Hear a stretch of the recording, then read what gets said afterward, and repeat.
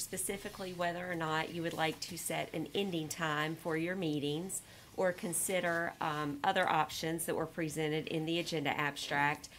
The request came following the last meeting where we were here till after midnight. So there are a few options to consider. One would be to establish an ending time. There is a proposal that had come from Commissioner Puryear for 10 p.m. with the intent to make a motion at that time to recess the meeting to a time and place certain the next day, meaning identifying a time that the commissioners are all available the following day to continue the board's business. I provided a couple of examples for how other jurisdictions have written this type of rule into their rules and procedures. Meetings end at 10:30 p.m. unless there is a majority vote of the board to continue beyond that time. Another is regular meetings, which start at 6:30, should not end later than 11 p.m. unless extended by a majority vote to midnight. So that's just the way things can be worded, and we could plug in a specific time. I did receive guidance from our county attorney that he would recommend that the rule entail any business that is not completed at the meeting be scheduled for the next regular meeting rather than making it a routine to recess the meeting due to the logistical considerations of board meeting, finding the time when all the commissioners are available to come together the next day, as well as any staff or members of the public who may or may not be available the following day. Some other things you could think about would be starting the meeting earlier, so at 6 p.m. in order to get out earlier and be able to conduct more business during the designated time frame. You could also consider, if there was a need to have a closed session, to have closed session items start earlier. So have 6 p.m. set aside for, if there are closed sessions, you would meet at 6 to consider the closed session items and then convene the regular meeting at 7. So that way you're not doing closed sessions at the end of a meeting. Adding a third monthly meeting is an option. Again, I don't think that this is going to be likely to be a routine thing, and we likely are not at the point where we need a third monthly meeting. So those are some of the options on the table for the board's consideration. Just wanted to put those out there so y'all could have some discussion about whether you would like to make a change in the way we are handling the meeting start and end times. Chairman Paul, one of the things I would like to, if we're changing, I would like to see us start at 6 o'clock. And if we end at 10, and I do like the idea about not just saying it's going to be the next day, but that it'll be our next business meeting. But that gives us a little bit more time to do business if we start at 6 and end at 10. I agree. I've thought about this a lot too.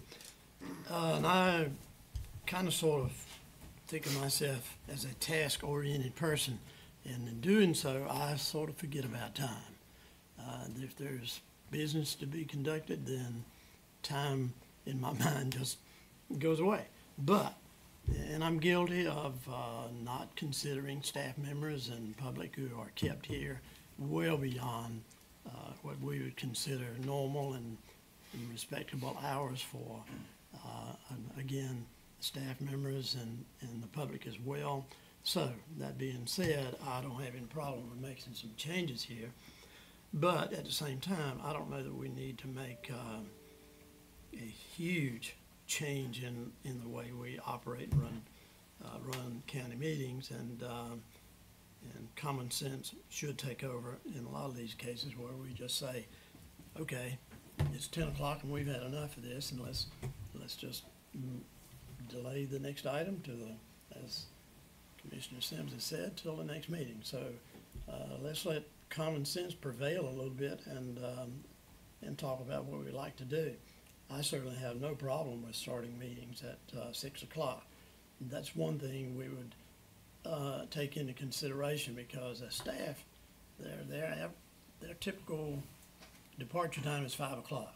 Right. So then we're asking them to stay here 2 hours before the meeting actually starts again, let alone the length of which those meetings and business would be taking place. So that would at least move staff hours up a little bit and take into consideration the fact that they have families, they have a life, and we need to consider that. And so 6 o'clock start time would be fine. As far as scheduling the next day, I think that's problematic in the fact that I am pretty sure we all already have almost every day scheduled. There's something on the calendar. So it would sort of be problematic to just say, well, we're going to reconvene the next morning at 9 or 10 or whatever you want to do. I do think that's from my perspective, sort of out of the picture. Any other comments? I'm on board with what both of you commissioners just stated. I love the idea of moving the time frame to 6 o'clock. I don't like to have a recessed meeting to start up the next morning. I think it should be added to the next meeting time frame, a date, and yes, I'm on board. I'm in the same boat. I agree with. I'm fine with moving it to 6. I'm not in favor of the next day having a meeting recess for the next day. I don't like that idea. But I'm fine with moving it to 6 and putting in the rest on the next meeting. So obviously, I'm the one that approached the county manager about this, so I'm gonna speak my piece about it. You know, I've served on this board for 18 years, and by far that was the longest meeting that I have ever attended. And I don't know about you, but when I left, I was, sitting in a meeting for 5 consecutive hours. It takes it out of you.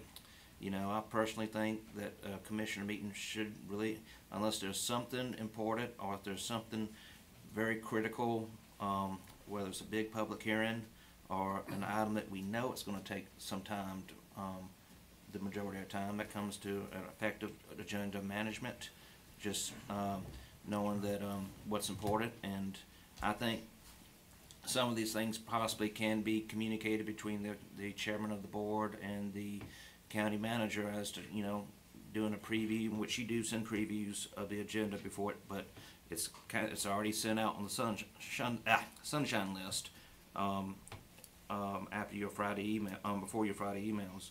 So maybe some communication between the chairman and the county manager. I know that's how it used to be done well before my time, of looking at what is important, what agenda item is important, what can possibly wait another meeting, and kind of focus on the essential items that need to be heard that night.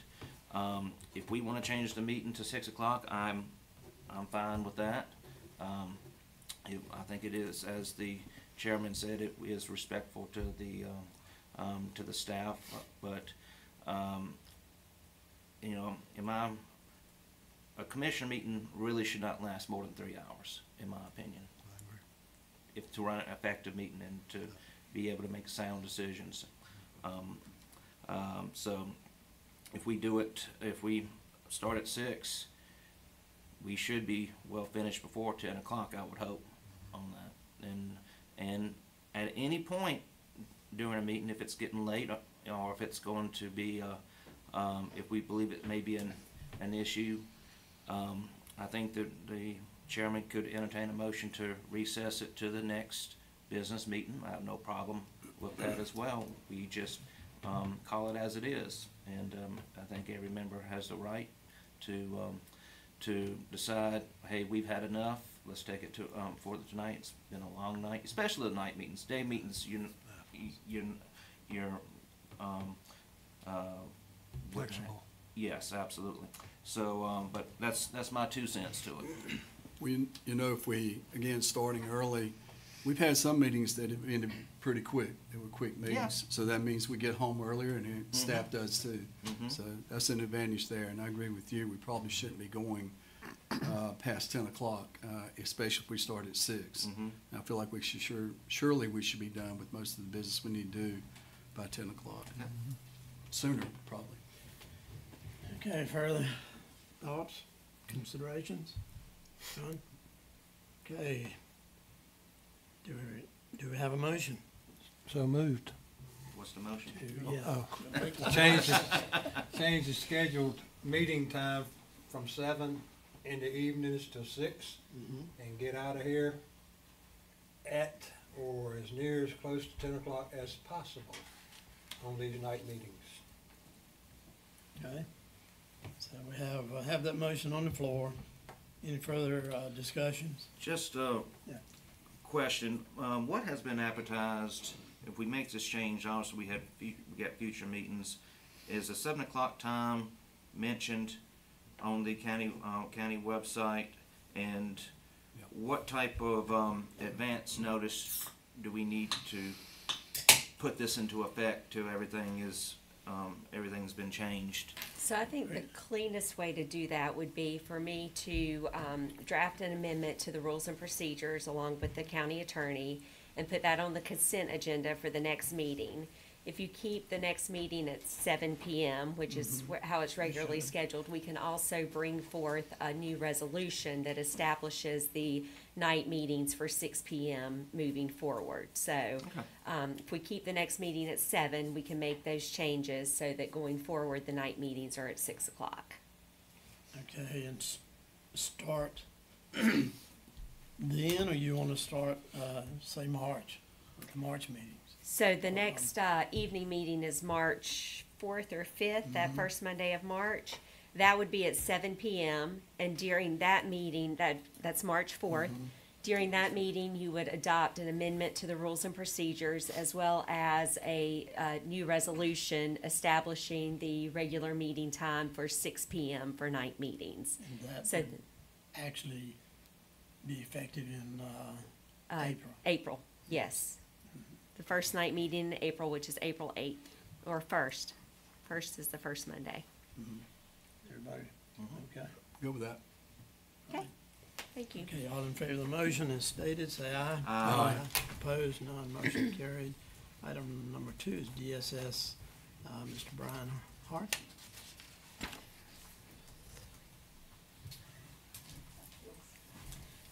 Good morning. Morning. Morning, sir. And I was hoping that the presentation might be made available. Is it? It should be coming up. Okay, all right. Well, good morning, commissioners, and thank you for the opportunity to share with you all about the DSS consultants. This was obviously a request that had been made, kind of attached to the decision to consolidate our Department of Social Services with our Department of Veteran Services. And so following that guidance, we were encouraged to reach out to several consultants to see what kind of services they might be able to offer and provide to support kind of gaining some knowledge around DSS operations and opportunities for improvement. And so prior to sharing with you some information that we've learned from the consultants that we've had conversations with, I thought it might be appropriate to share with you all a reminder that our Department of Social Services has actually had some consulting services provided within the last 5 years.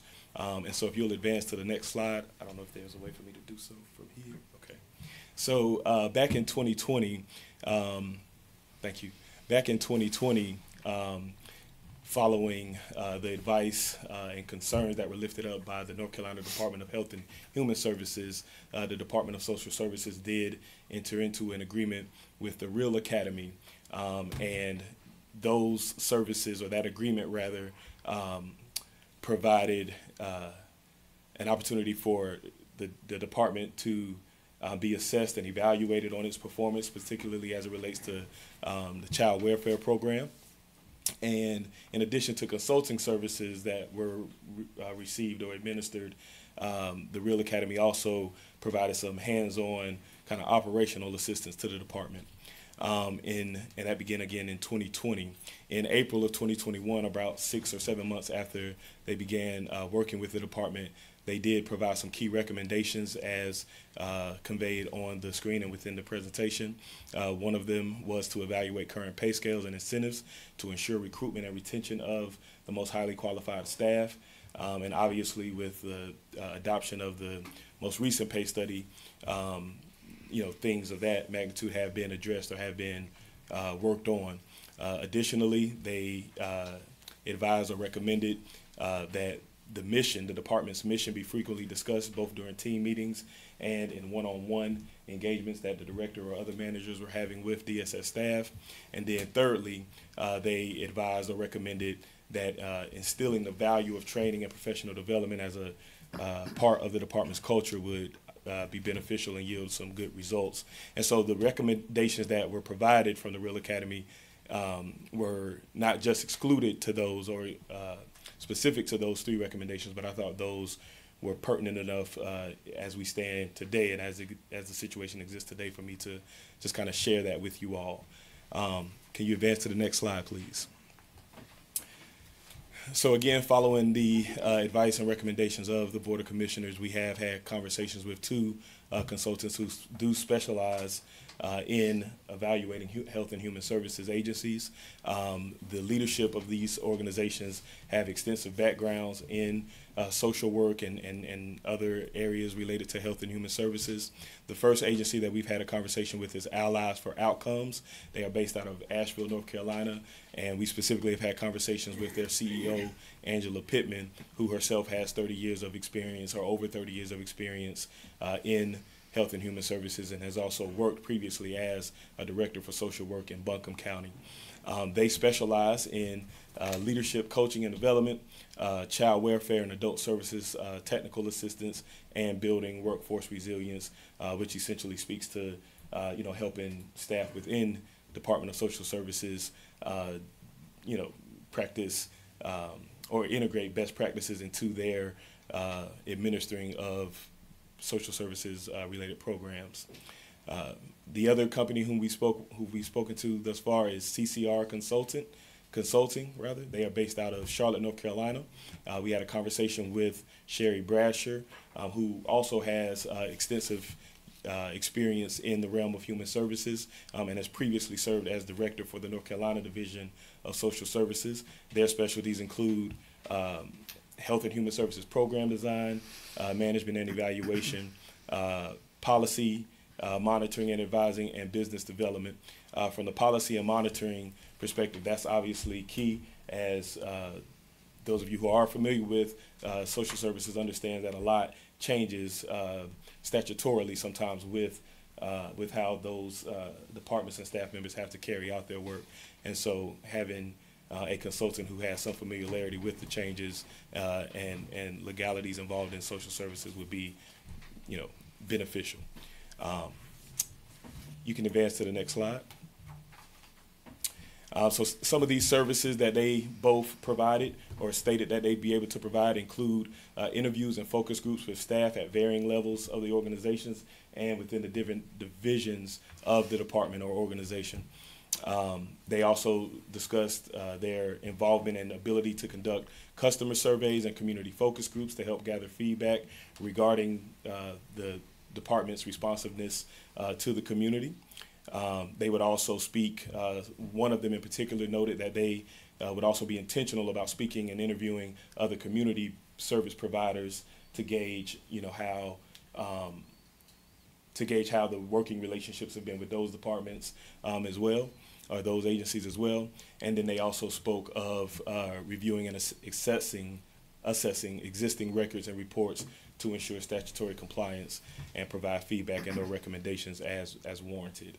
So I just wanted to include this slide as kind of an overview around what types of services they would provide and what it might look like should the board advise us to continue to proceed down this avenue.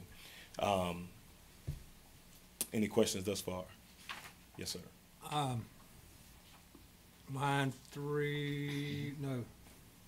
Line 2, customer surveys. Mhm.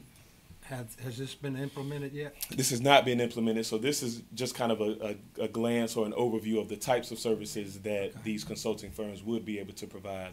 Specifically with customer surveys, one of the agencies indicated that they would identify specific times or days in which the traffic flow was fairly high, so that they could get a kind of have a fairly good pool of people to interview in person or survey in person as they were either receiving or had received assistance with DSS staff from DSS I staff. guess what I'm asking, to make it simplified, Yes, sir. I think there should be a form for every person that comes in that building. Mhm. If they want to take this form and fill it out, bring it back. Yeah, and so That would expedite instead of kind of push the ball down the road a little bit sure. further. No, understood. And that may be a practice of DSS staff. I can't say definitively whether or not they've implemented surveys or, what other measures they might have already, put in They place. could have did it in the past They also, but may very well have done discontinued that. it. Who knows? Yeah, they may So, very yeah. well have done that. I know a lot of county departments do have a habit of, surveying customers to ensure satisfaction, and so DSS staff may have already implemented that. This is just kind of a overview or a reminder that these consultants could also do that, which may be effective because there'd be third parties doing it, and so the customer base might be more inclined to give them, feedback that they may not otherwise share with staff. I think it's detrimental to the department though to have this opportunity for the customers to be able to comment, good or bad, Sure. concerns. Absolutely. My question with our consultants is that will they give us county commissioners a report on any weaknesses or any areas that we need to improve on so that we are aware of it and we can check on that and keep abreast of that? Yeah, absolutely. I think one of the things that kind of was echoed in both conversations that we've had with the consultants is the need for continuous improvement, and so they would certainly make they would identify those areas and make those available in a formal report, as a part of their service to us. Mr. Hart, I think the original intent for making this request was for this board to learn its place in this process. This is all new, and so I hope they would address the governance part of the puzzle so that we will know our place, know our responsibilities, know the lane in which we should stay in and do our job as a board, as a governing board over DSS. So I hope they would address those issues. They would, and that was certainly something that surfaced during those conversations as well. And I would say it's assuring or reassuring to hear you state that publicly, because that's something that I know myself and Manager Kathy has also conveyed to staff, that more so than anything, this is about kind of building up our wherewithal, our knowledge about DSS operations, so that we kind of know where we're starting, and that we're all reading from the same sheet of music, so to speak. So, yeah. Next slide. And so obviously, as referenced several times already, as a next step, Manager Kathy and I would like to receive some guidance from you all, from this distinguished board, as to how you'd like for us to proceed. This could, of course, involve additional conversations with the consultants to identify a specific consultant who would work with us intentionally in this process. And then furthermore, I kind of wanted to, I put this on the next slides, but this is actually something that has already occurred. And so I just wanted the board to be aware that administration, human resources, and other internal support departments such as finance have already begun communicating and collaborating directly with DSS director and leadership and other staff as well, to be intentional about learning more about their programs and processes, and to also build rapport with them so that they understand that this is about, this consolidation as a whole is about them receiving more institutional support and not less. And so those meetings have gone fairly well, those conversations have gone fairly well thus far, and we intend to continue those into the future, so as long as you all don't object. So any questions or concerns? So do you feel comfortable with both of these entities that you named here, working with either one of them? Yes. Okay, are you planning on sending out RFP for cost of services? So we have discussed this, and based upon our understanding of the current process, this may not actually require a formal RFP. But we can certainly do that if that is the board's wishes to move forward in that direction. But it may not require a formal RFP, and I'll defer to Manager Kathy. Within the purchasing policies, it could be an informal process where we send a notice to these organizations and ask them to respond to us with their proposal, which we could do over the next week or so with the intent of bringing a recommendation back to the board at the next meeting. If you would like for us to proceed with that, we can see if we can work through that process of getting an actual proposal along with pricing. But it would not have to go through a formal RFP process, more of an informal process to get a number of quotes to compare. Have both of these given you estimates on the cost for their services? So they have ballpark numbers for us, and so we're not exactly or entirely sure what they would entail, but they ballparked some numbers for us based upon like the package, if you will, that we might, select.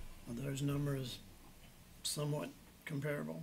I mean, So we have received information, more definitive information from one than from the other, and so it's a little hard to draw comparisons at this juncture. But they've been very communicative. They've been very accessible, and I'm sure we could get numbers from them to compare if needed or when needed. oh, I think we need that. Yeah, we need that. Yeah, agreed, understood. So you'll bring that for the next meeting? Yeah. Yeah. Okay. And then, just lastly, if there are no additional questions, I did want to take a point of personal privilege just to remind that as February draws to a close, March is National Social Workers Month.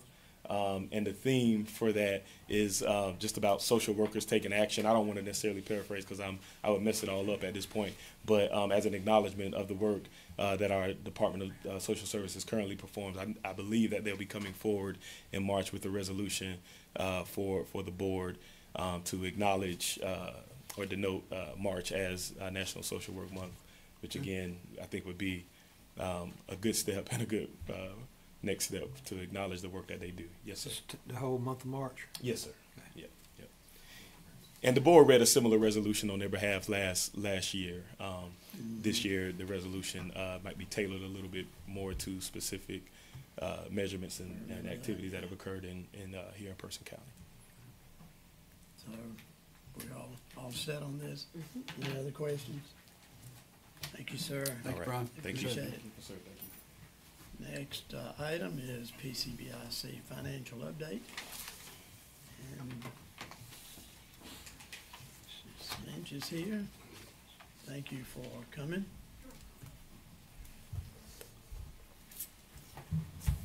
Good morning, Commissioners. Morning. Hope y'all are doing well. Fantastic. I'm sure y'all like being here earlier versus late.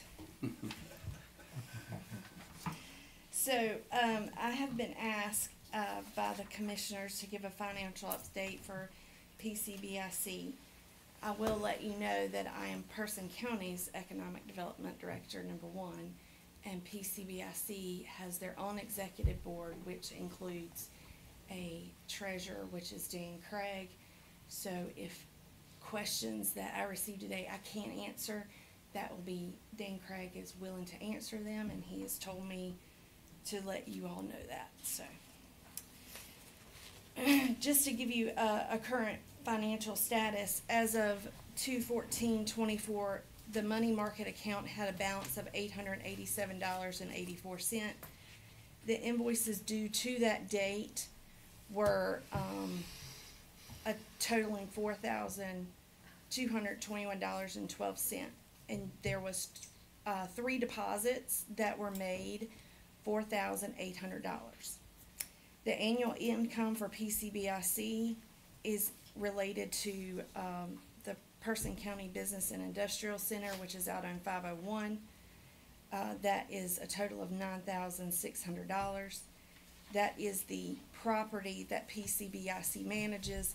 It is I've got some questions about the North Park site. The North Park site is owned by the county.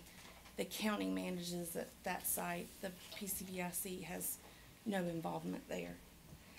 There's annual expenses that are every year: Duke Energy, landscaping, the lease for Norfolk Southern insurance, the mega park option. They use QuickBooks, Mr. Craig for the taxes and accounting, and electrical repairs at the industrial park, legal expenses, and others. I can't give you a year by year because it varies year by year. I will let you know for the financial history, PCBIC received assets from clawbacks that involve both money and property. PCBIC receives income from the tenants of the Person County Business and Industrial Center in Timberlake. The county has contributed funding to specific projects over the years, but does not provide regular funding to PCBIC. Considerable expenses for the mega park have been funded by PCBIC, including the option to purchase, engineering, development, and legal services. PCBIC has also funded land purchases and financial incentives for economic development projects. The mega park option has been assumed by the county, and the county now incurs that expense. In recent years, PCBIC expenses have greatly exceeded its income.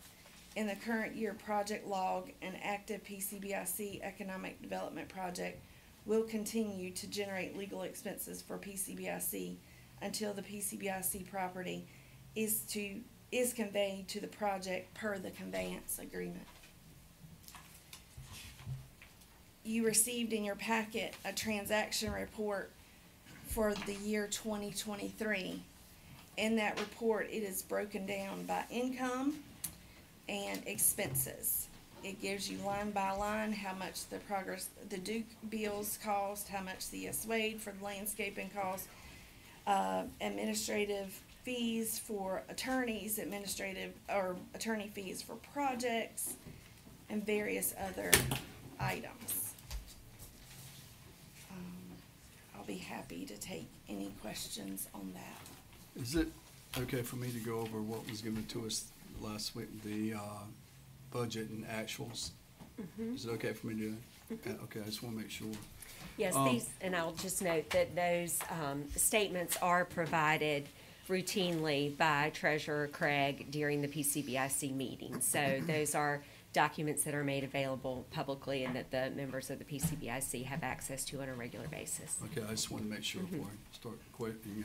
And really, it's not a question. It's just when I look at the budget versus the actuals, and I look at where we are over budget, when I look at this, it's really the biggie is the Reeves property, I think, is one.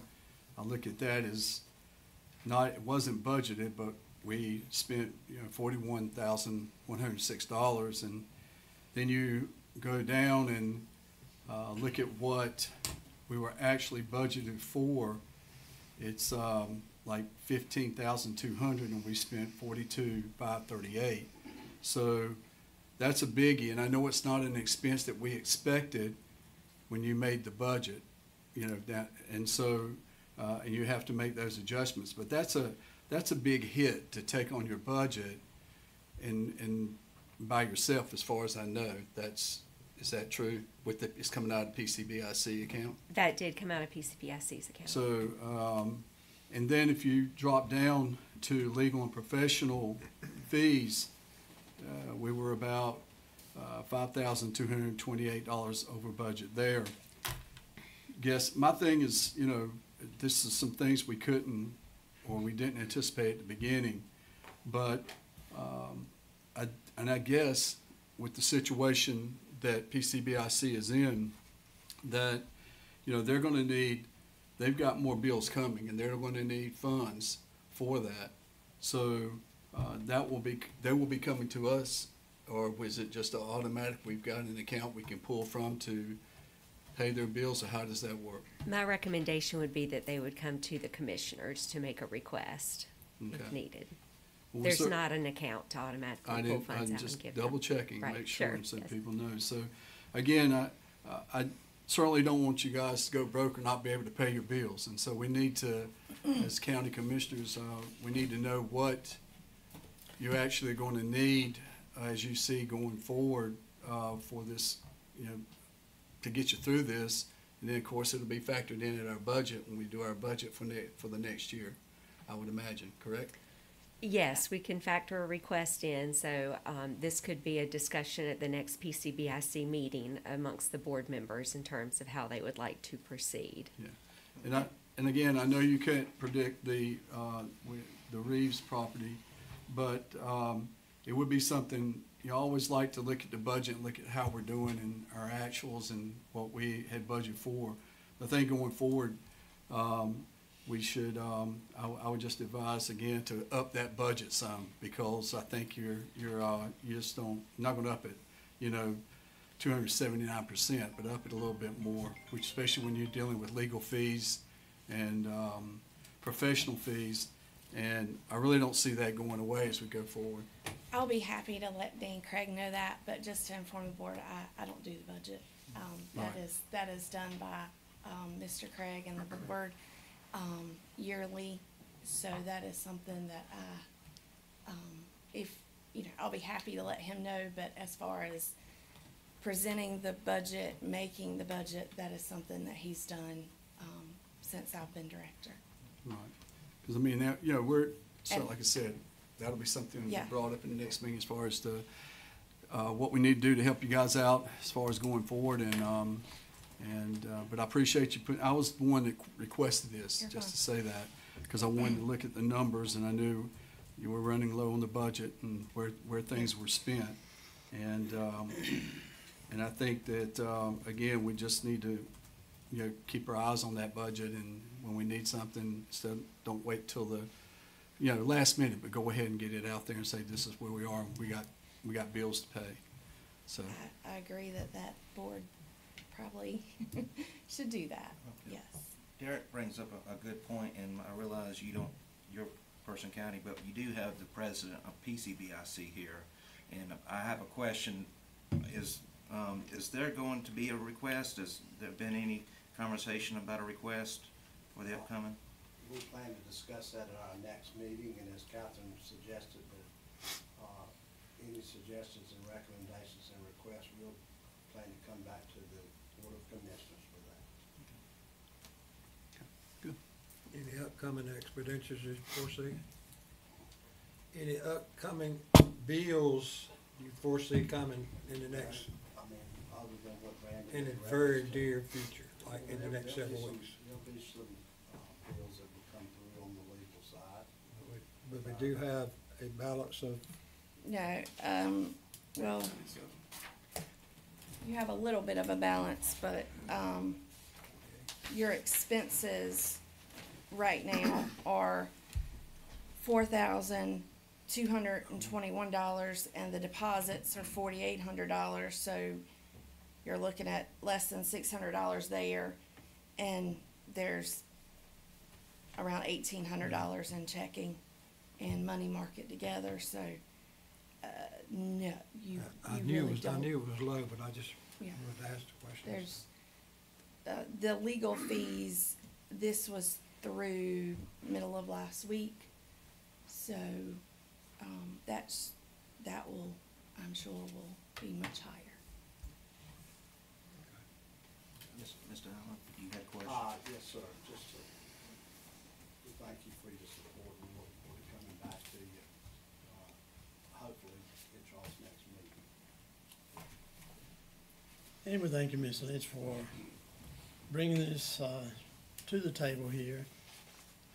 I don't think there's anyone sitting at this table nor the previous tables that have not ran for election based on economic development. And it's serious business all the time. We're always looking for new and at the same time supporting current business and industry in this county. I think we all have said that numerous times. At the same time, we're talking about finances here. And PCBIC financially has, you could almost, would you not say, has survived on clawback money for an extended period of time?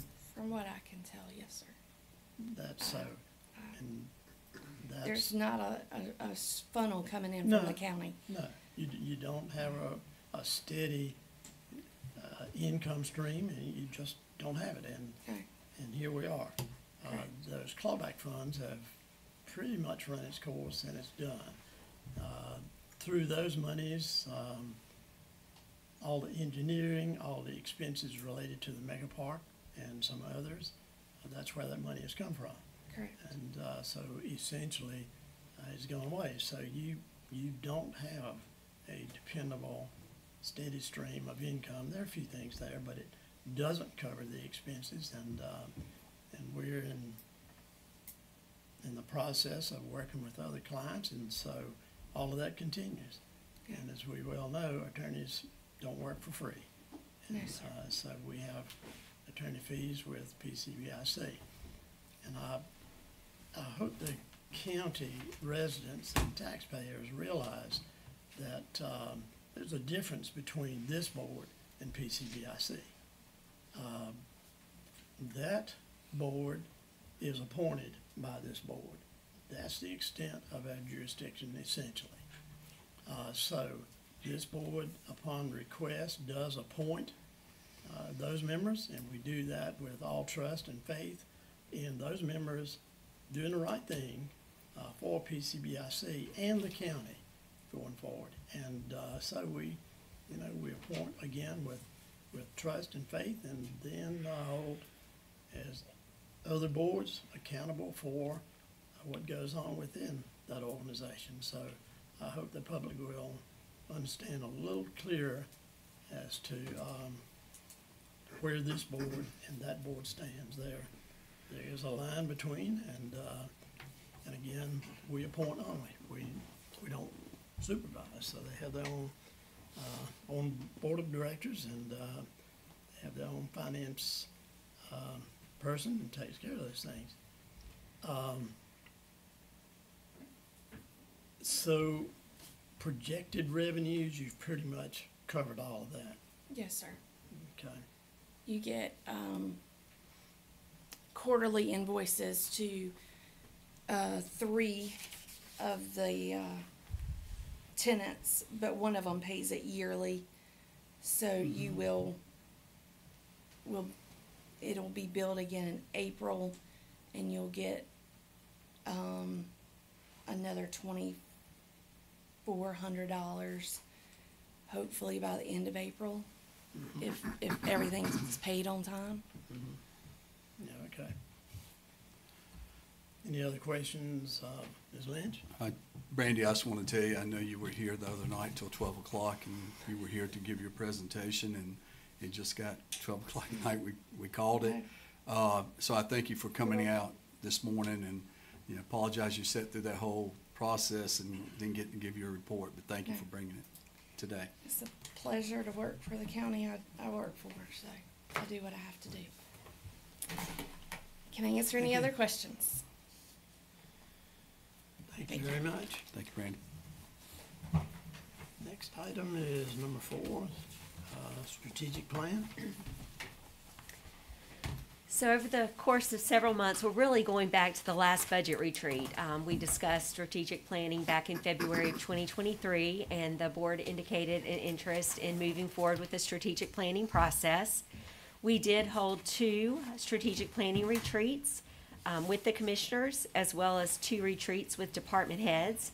So over the course of that work together, we have developed a vision and mission statement for Person County, as well as core organizational values. So those are included in your agenda packet. At your last retreat, you also worked on establishing focus areas for goals and creating goals to go along with those focus areas. So we do have within the draft strategic plan 5 focus areas: economic opportunity and growth, capital investment, lifelong learning, service excellence, and quality of life, with goals to support those. Some of the goals were generated by you as a Board of Commissioners. Other goals were generated to support these focus areas through discussion with department heads. So I am now presenting you where we are now with the strategic plan and asking for your approval. I'll be glad to answer any questions that you may have. This document will serve as a guiding document through the upcoming budget process. It will also support decision-making over the course of the year. It helps communicate with the community about the priorities of the Board of Commissioners and how we as a county government plan to approach our work over the coming year. This document will be reviewed periodically, so annually through the budget process, we'll have the opportunity to update this.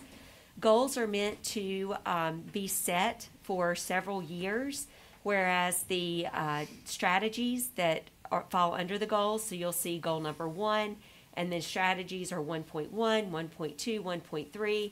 Those strategies are meant to be accomplished over a 1 to 2 year time frame.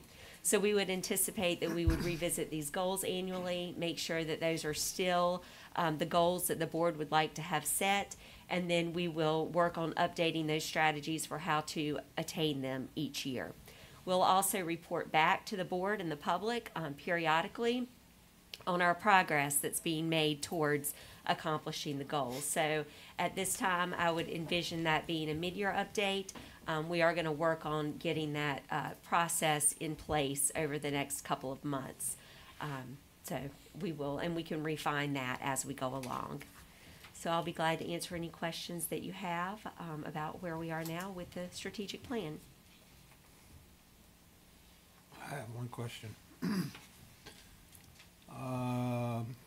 Page 18, Goal 2, the Western Sewer Sector project. I know it was at a stall. It has not been started, last I heard. Do you have an update on that? I do not have a current update. The last I heard, they were waiting to get the paperwork from the state to sign, which would authorize them to move forward. I'm not sure if that's been received in the last couple of weeks. Okay, thank you. I just, again, you know, we worked on these goals and we talked a lot about it. We were doing our planning sessions, and I think this is definitely a good goal-setting tool to use and to see if we have, as we go along, how are we doing as a county in attaining these goals. Mm-hmm. And I think it's very important, and again, it's all for the economic and growth of Person County. So looking forward as we go forward with this and tracking it and working hard to get this done. Mm-hmm. Great, me too.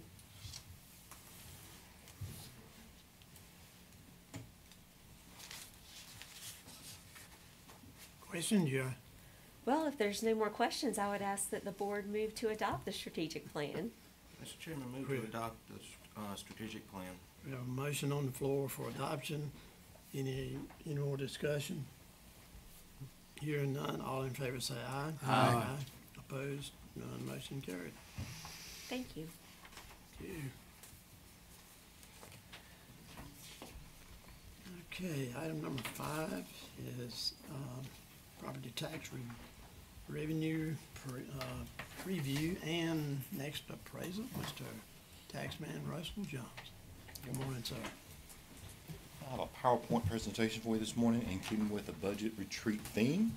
We'd like to offer some estimates of where the property taxes may be for next year.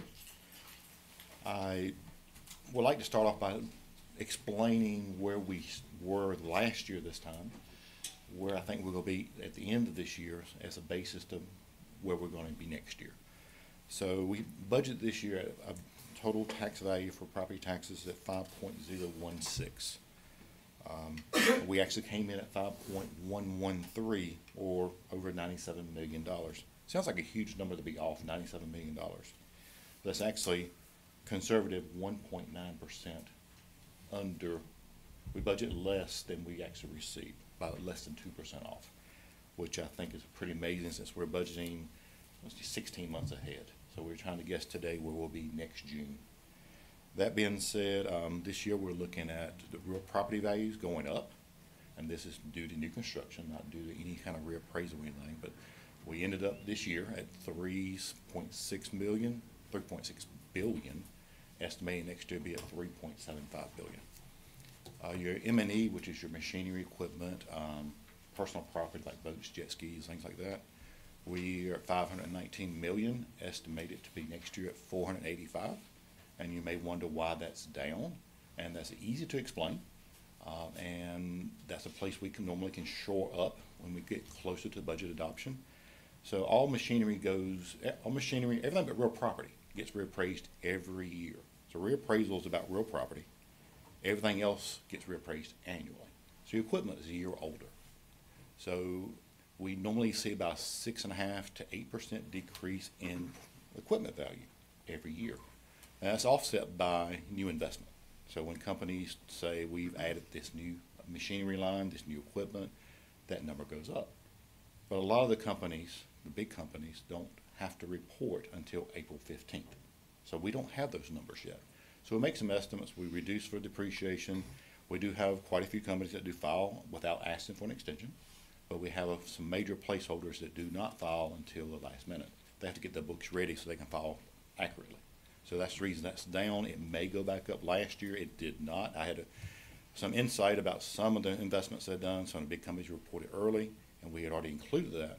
But most years we do bump that number up a little bit as we get closer to budget adoption. State appraised last year. State appraised is a term that's used many different ways. State appraised, public utilities. It includes things like your power plants, your gas lines, your cell towers, your phone companies, even bus lines are included in state appraised. They get appraised annually also. That number is even harder to nail down because we get that number in September. So after you've adopted your budget, you find out what your state appraised is going to be. If you are ever off on that number, you have a budget shortfall. You can't go back and change your tax rate after you've already adopted. So we're very conservative here, and last year we came in at 985 million. We had budgeted 925 million. So we're $60 million off. But at that time we were having the conversation about, one of our biggest players maybe shutting down the coal plants. Didn't know what was going to happen there. So we did come in low on our estimates and actually got the highest number we've ever gotten from the state appraised at 985 million. I normally take that number from last year and go down because of depreciation again and not knowing what the new investments are going to be. So I normally take off 40 million. This year I'm taking off 30 because we do have some insight that there could be new construction, some additions for both power plants and natural gas. So that number should be pretty strong, and it should go up next year more than the next year, as in the 26 year, than it is this year. But I am budgeting a little bit stronger there than I normally do. So we're coming in with an estimate of 5.155 billion for next year. That is a 2.7% increase overall, and we were averaging over the last 8 years at a 1.26% increase. So this has been a better year for us. New construction, new houses, and the state appraised is what's driving that. And I got some more slides about state appraised that we can go over a little bit later. But we are thinking 5.155 billion for next year, and I can equate that to revenue in a couple more slides. And let's see if this here it works. Did the same thing for fire tax. I'm not going to go into as much detail, but fire tax is basically you're taxing everything in the county except for what's in the city. So fire tax has a little bit different number, a little bit less revenues, a little bit less valuation because they're not taxing the city properties. So same idea, basically same impact. Your real estate's up, your machining equipment's down, your state appraised is being conservative because we won't know the number till September 1. So we're budgeting 4.412 for state approved for fire next year, as opposed to 4.315 we budgeted for last year. Again, that's off by 1.8%. But we're doing a really good job of guessing, educated guess, where we'll be June 30 of 25. We're trying to guess today. So it really is a difficult thing to guess. Do want to go over the state appraised numbers just a little bit more because it is such a big thing for us. And you can see the trend here where we had back in 2018 we were 888 million, and it went down a couple of times. And then 21, we started going up, and we haven't gone up since. The negative you see on 2025, that's my $30 million conservative estimate. That's not necessarily a drop in value, but where we're starting off a placeholder just in case. State appraised is basically income-based. So if you have a company, it's a state appraised company, appraised annually, we went over, they have to figure out what their income is for the year. And most of them are on a different year than a calendar year. So they report by May 1 to the state. And then they take that total income they have and they split it between their investment per county. So it trickles down, and finally we get a number. That's the reason it takes all the way to September 1 to get it. But as you have a major company investing more in your county, you have a bigger piece of the pie.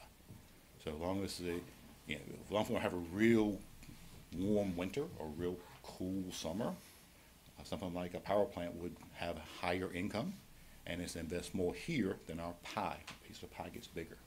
So that's where the state appraised numbers kind of get adjusted. Someone else can build a power plant in their county, nothing changed here, and our value go down, for example, because the income that gets dispersed based on the investment in that county. Kind of a hard concept to understand, and that's just a graph that shows your state appraised. And the same numbers you saw in the previous thing, but just giving you a graph, and that downturn that we see for 2025 is at my $30 million placeholder. I don't think that's going to go down. I think it's going to be flat or go up a little bit. But just to be safe, because after you set the tax rate, you can't go back and change it. So then probably the most important slide is all the numbers I talked about, the 5.016 going up to 5.3, what does that mean? So your per penny revenue goes up to $550,000 per penny, and last year that's $534. Fire tax, your 1 penny went up to $465, and it was $458 last year.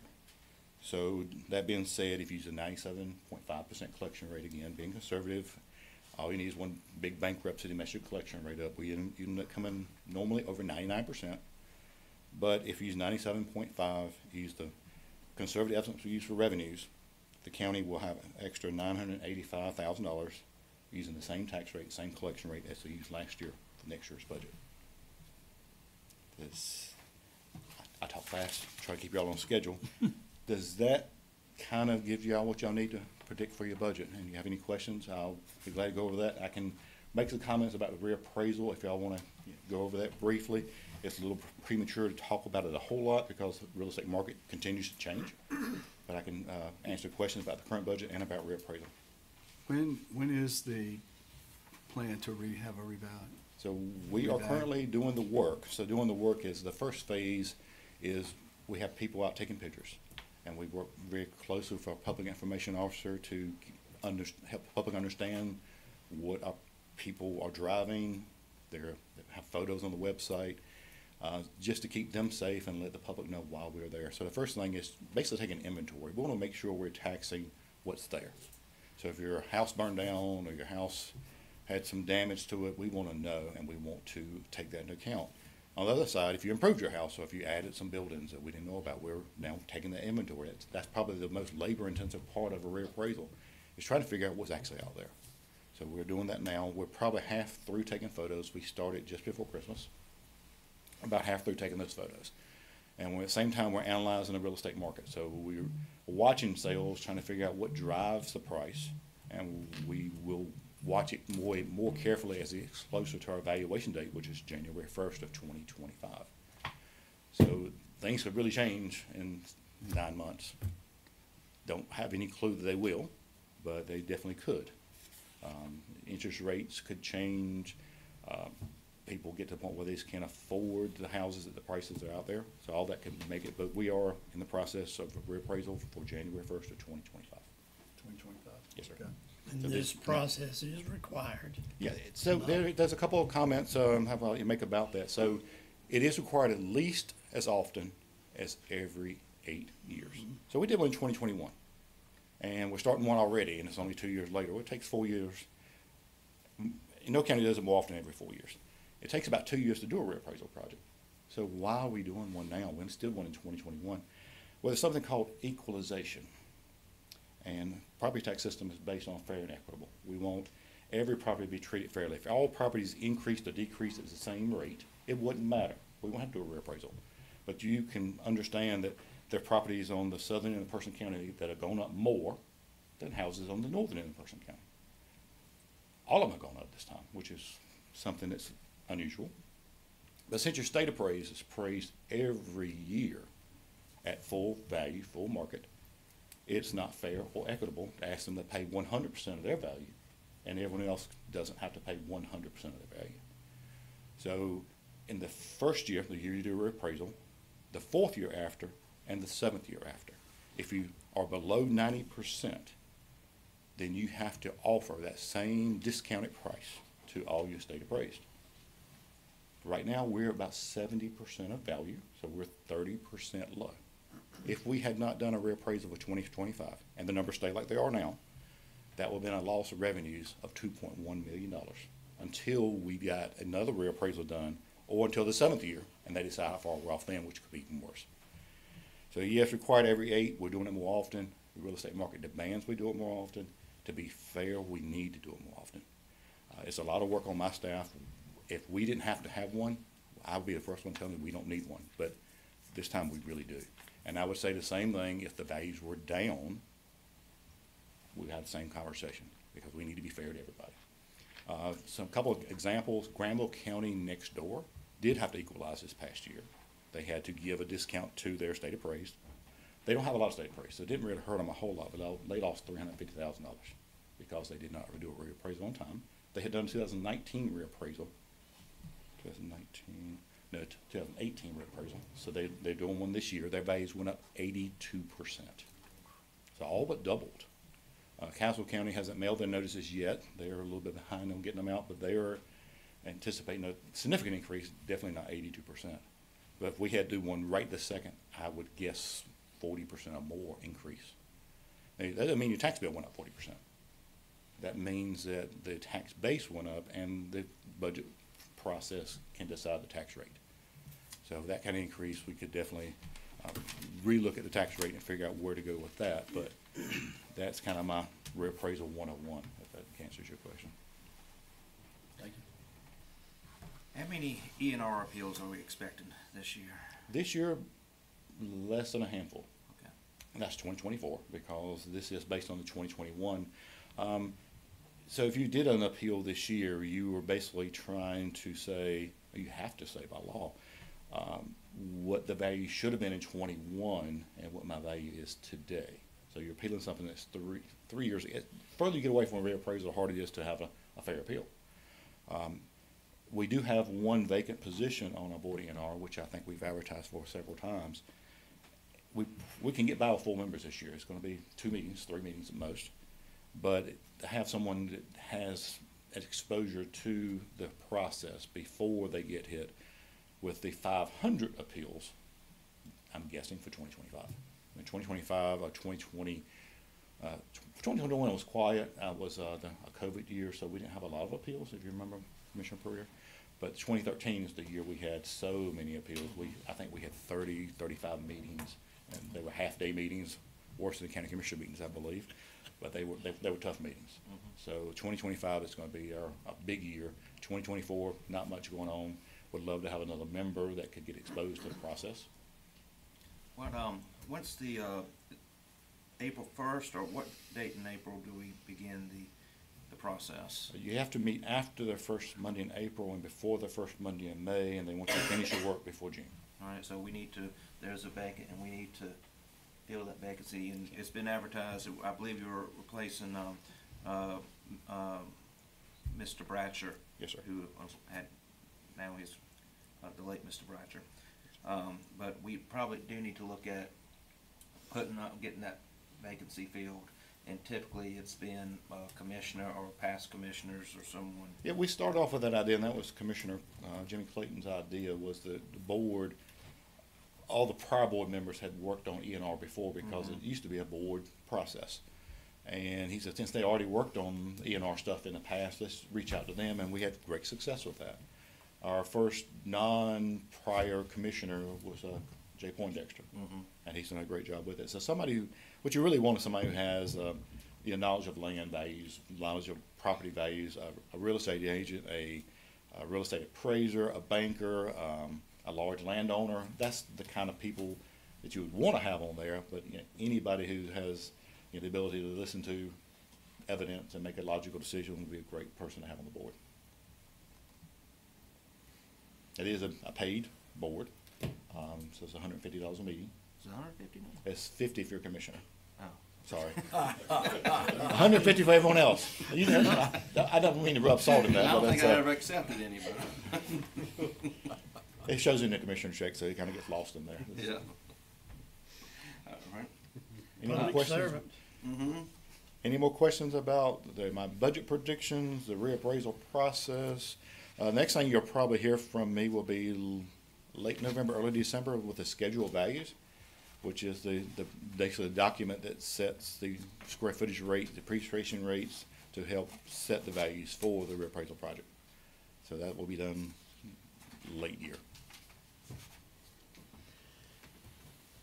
Nothing else. Thank you for what you do. You do a fantastic job for the county and service to the citizens, and it's a tough job. They all talk about the tax man cometh, but you do a good job of keeping us on track and going by the dates and all the compliances you have to maintain and balance, and again, doing things the right way. Yes, sir. And at the same time, keeping people informed about what's coming. And sometimes, well, it's painful when you talk about taxes, but at the same time, we're mandated, and we have to do that. But thank you and your department for what you do. Most of the work is done by my staff. I've been blessed with a great staff over the years. And everything that we do goes to support county services. So, basically a third to the schools, a third to public service. It's a thankless job, but I do enjoy it. Join the crowd. Thank y'all. It's not thankless. We thank you. I definitely understand that. Thank you, Russell. Thank you, Russell. Appreciate it, man. Okay, next item on the agenda is the mid-year fiscal updates. The lady with the biggest smile in the room. I have good reason for that. Oh, yes. I'm gonna wait for my, hopefully there it is. All right. Does this work, or I guess we're just having a temp? Is it? Okay. All right. Well, good morning. Good morning. It's that time again. So I'm going to share a mid-year review of the county's financial position through January as compared to the same 7 months for last year, and touch on some areas that may provide some helpful guidance for your future decisions. So this is what I'm going to be talking about. Following slides will provide an analysis of the changes in revenues, the trends and projection for sales tax revenues, the change in expenditures, some analysis on current and future debt, and a review and projection of the county's fund balance reserves. Okay, we'll start with revenues. At mid-year through January, revenues are minimally higher than the 7-month prior period by roughly $1.3 million, which is a 2.6% increase. This may look like a large increase, but it's almost $1 million less than the $2.2 million increase we reported through December of 2022. The majority of this increase is coming from growth in ad valorem taxes for $605,000, a welcome boost to revenues, which Russell just covered in his review. And the next category, which includes sales, occupancy, and register of deeds tax, is reporting slower growth by only $63,000 there. As a comparison, we reported an increase of $778,000 in this category at last year's retreat. So you can see that has pulled back quite a bit. Occupancy tax, as part of this, increased by $27,000, but was offset by a $26,000 decrease in register of deeds excise tax. That leaves sales tax revenue to be the sole reason for this increase, representing only 4 months of collections through January of this fiscal year. And we'll talk more about sales tax here in another slide. Fees and licenses report the only decrease of the revenue types by $251,000. This is mostly due to the delay in the receipt of Medicaid cost settlement revenues in the Health Department in the current fiscal year. EMS fees are also lagging behind the prior year by $136,000 due to lower call volume that occurred back in August. The $321,000 increase in the next category for state and federal funding is primarily coming from DSS, who has reported additional state and grant funds by $375,000. Another notable increase of $99,000 is coming from the state reimbursement for housing inmates at the detention center. The second highest increase of the revenue types is coming from the next category of interest earnings for $482,000 as a result of interest rate increases in the past year by the Federal Reserve. That's been a nice welcomed boost as well. That's probably going to pull back just slightly as they have made a couple of reduction in rates and potentially maybe a few more reductions this year, but there's some argument about that. So I still think we're going to see healthy interest earnings for the remainder of this year. And lastly, other revenues are up by only $68,000. This increase is due to the recognition of the new airport hangar lease by $140,000 through January, which is moderately offset by a decrease in the receipt of vehicle insurance claims and departmental donations. Overall, we're pleased to see some growth in revenues, even though it is a much smaller increase than what we experienced last year at this time. So before we leave revenues, I want to take a closer look at sales tax and what we anticipate collecting by the end of June. All right, all I can say about sales tax revenues at this point is meh. Based on 5 months of collections to date, this current trend would only generate about $13.4 million for this year, an increase of only $173,000. This is significantly less than the increase reported in the prior year for $1,370,000. So although growth is reported, it has flattened out in reduction to the slowdown in consumer spending. This is unfortunately the trend on a statewide basis as well. In fact, the state reports that North Carolina's year-over-year growth for the first 6 reported months is at 3.83%, the lowest growth over the same comparable time periods in over a decade. Person County's sales tax is trending slightly better than the state's at 4.4%. A lot can happen, though, over the next several months with this. The state will be including their holiday sales in their next allocation of sales tax, and we are hopeful that consumer activity during the holiday season will have a positive impact on our next distribution. Any questions on sales tax or revenues in general? All right. We're going to switch gears to expenditures. What is reported here is the increase in expenditures through January as compared to the same period for last year. As you can see, we are showing a significant increase of $8.5 million, whereas last year we were only showing an elevation of $4.2 million last year. So in effect, this increase has doubled. Percentage-wise, we're reporting an increase of expenditures of 21.8% through January, as compared to only 5.8% for the prior year period. Let's talk about how we got here. The increase in personnel expenditures is related to 14 new positions in fiscal year 24, adjustments from the classification and pay study, and employer rate increases for health insurance and retirement contributions. This is the second highest increase of the expense types and reflects a 17% increase over the same prior year period. Last year, personnel costs made up 42% of total expenditures through mid-year, whereas this category now covers almost half of our total expenditures. We are not the only county, however, who is reporting a higher portion of personnel expenditures. Many other governmental units are experiencing the same as they, like us, attempt to implement pay studies in order to be competitive in the market for retaining and recruiting employees. This will continue to be a challenging and expensive area in the upcoming budget. Operating costs are also elevated by almost 10%, showing an increase of $1.5 million.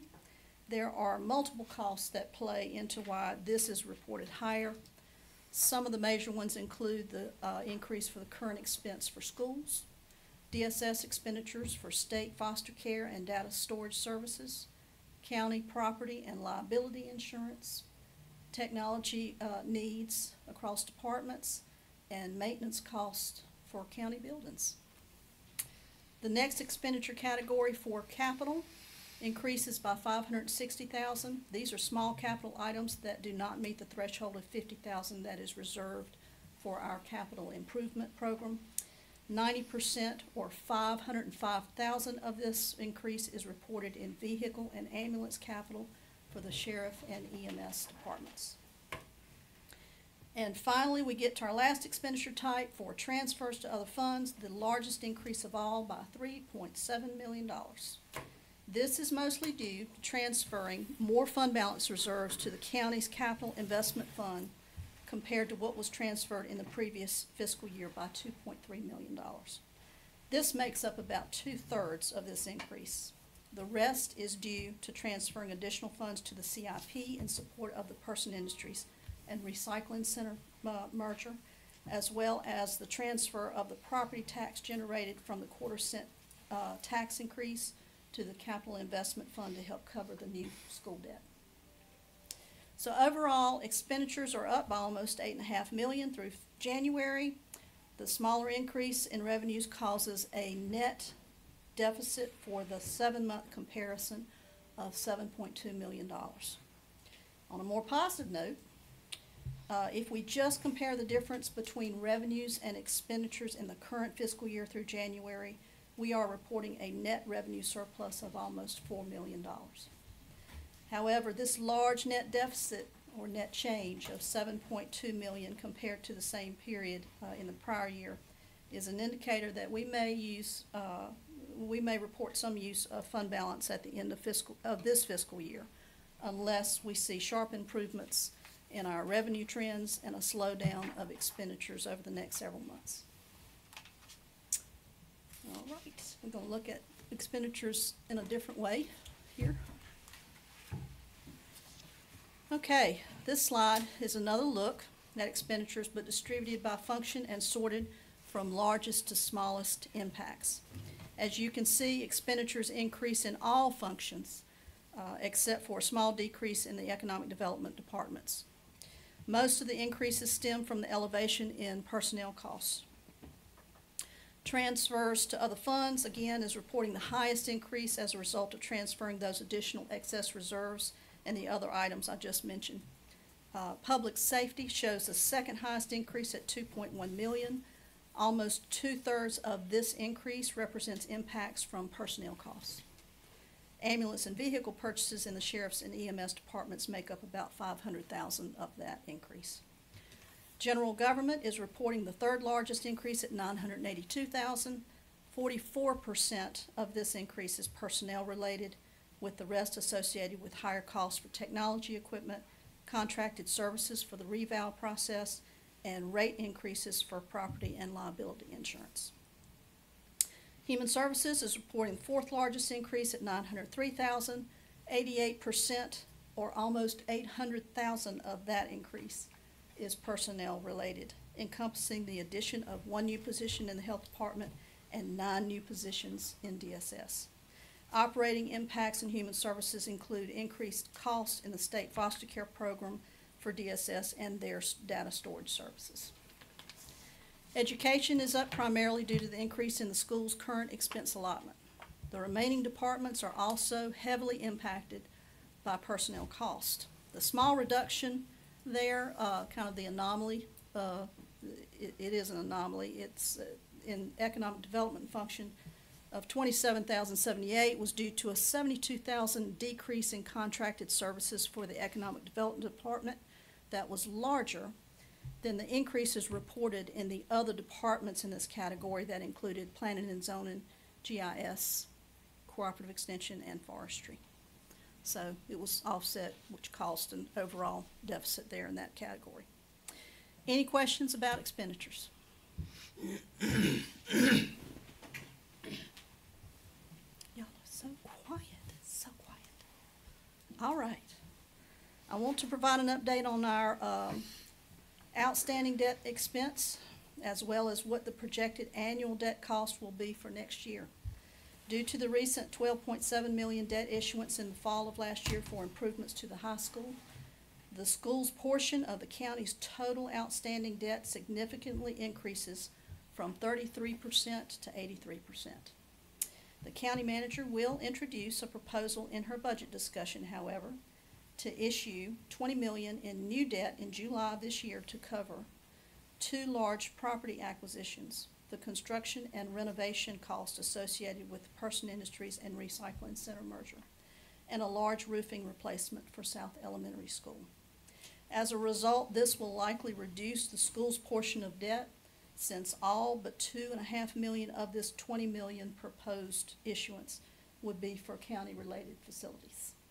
More to come from her on that proposal. The bottom section of this chart is reporting the estimated change in next year's budget for the county's annual debt service payments. The increase from fiscal year 24 to fiscal year 25 of $1,245,823 includes a $487,000 debt payment in fiscal year 25 for the new $20 million proposed debt, as well as a full year's debt payment for the high school issuance we did back in the fall. This ties into my next slide here. All right, I know this one looks a little crazy, but bear with me here. The bar graph on this page demonstrates how the new debt will impact our outstanding debt service levels in the future years. In the current fiscal year 24, you'll see that our outstanding debt increases sharply to $24 million as a result of issuing the new debt this past fall for the high school. If the board approves the proposal for the new $20 million issuance in July, then our outstanding debt is estimated to increase to $54.5 million at the end of fiscal year 25. In fiscal year 26, we are scheduled to issue the second tier of debt for school improvements that will increase our outstanding debt to $67.2 million. In fiscal year 27, assuming no debt is issued that year, the payoff of existing debt will cause a slight decrease in the county's total outstanding debt at the end of that year, and then rise sharply again at the end of fiscal year 28 to $76.5 million to account for the third and last tier of debt for school improvements. Keep in mind that the current debt model supports these debt issuance right now without the need for a tax increase. This is only possible because of the board's decision to approve a fund balance policy that pushes excess revenues into the capital investment fund each year to help support future debt. So before I talk about fund balance reserves, any question about debt service? All right, I must be doing something right, because We don't want to be here till midnight. I'm going through this as quick as I can. I am going to stay on time. For the fiscal year 25, we still have one more allocation for funding for person, correct? Person senior? We have, right, we have our first full debt service payment on that debt in the coming year. Okay. That is, that's part of what's causing our debt service Right. budget Right. to go up. Right. Mhm. Okay, thank you. All right. Okay, this slide includes some information on county's unassigned fund balance levels. As a reminder, unassigned fund balance, or UFB for short, is the amount of reserves recognized in the general fund and in the county's audit report that is available for appropriation for any public purpose. It is not restricted for anything else. You can use it for anything, as long as it has a public purpose.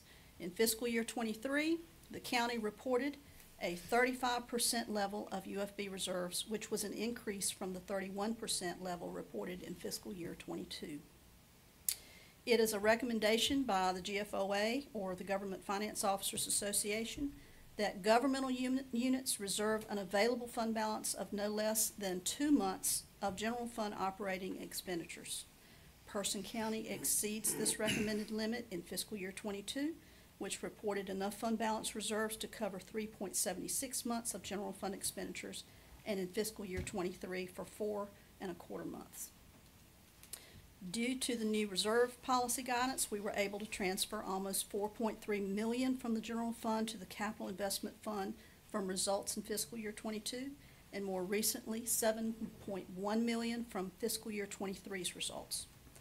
This provides a boost of funding to the capital investment fund, which has been a key element in how we have been able to grow our funding model in preparation of this future debt. So this slide is mainly showing you the improvement, regardless of the fact that we did move a significant amount of funds, almost 4.3 million in '22. We still improved our fund balance reserve position from '22 to '23.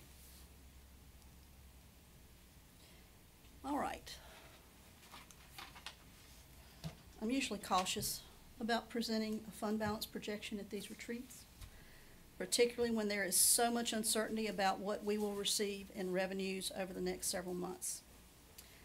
However, as all of you know, this is probably my last retreat presentation due to my upcoming retirement on August 1st, so I figured, what the heck. The worst that can happen is that our reserves go down further than I anticipate, and you all may have to tighten your belts to get it back to a more comfortable level. So here is what I project fund balance will land at the end of this year, barring any other major changes between now and final transactions for June. Based on the larger increase in expenditures than in revenues at mid-year, I'm estimating that there will be a use of fund balance that will cause a reduction in the percentage of reserves from 35.4% to 30%. If sales tax can demonstrate some recovery, then I believe we could achieve a higher level than 30%. Regardless, this is still a healthy level of fund balance for the county to recognize, given all the fiscal challenges we have faced up to this point. All right. So as I always say, let me summarize what we know and what we think we know. Comparing to the prior fiscal year through January, a net deficit between revenues and expenditures is reported for approximately $7.2 million. However, if we just compare current year revenues to expenditures through January, revenues are still slightly outpacing expenditures by almost $4 million. Sales tax, a major source of revenue for the county, is reporting minimal growth, which if continues may not be enough to compensate for the sharp elevation in expenditures by year end. Outstanding debt is $24 million at end of this fiscal year, but is projected to increase further in future years with the new proposed debt issuance in July and the two scheduled school debt issuances for calendar years 2025 and 2027. The annual budget for debt service is estimated to increase by $758,000 as a result of the new school debt issued for the high school. If the new proposed debt in July is approved, the annual debt estimate for debt service will instead report an increase of around $1.2 million. And last but not least, unassigned fund balance reserves reported an increase to 35% at the end of fiscal year '23. The large deficit of $7.2 million at the end of January when compared to last year's performance, however, indicates a potential use of fund balance reserves to be reported at the end of this fiscal year. Any questions you have on this fiscal update?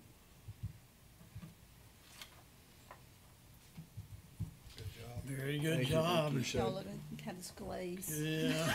Like, sure. I'm taking it all in. This being the last one. It's a lot. I'm It's just a lot. taking it all in. It's a lot to take in. All right, thank Oh, you. the information is really good. We sit here and take a 30-minute look at what you put on paper that has taken days and weeks Weeks. to prepare for, and we do thank you for that. Just an observation, the 17.2% increase in personnel. Mm-hmm. Government is service to the people. Sure. However, that is a concerning number for me as we go forward.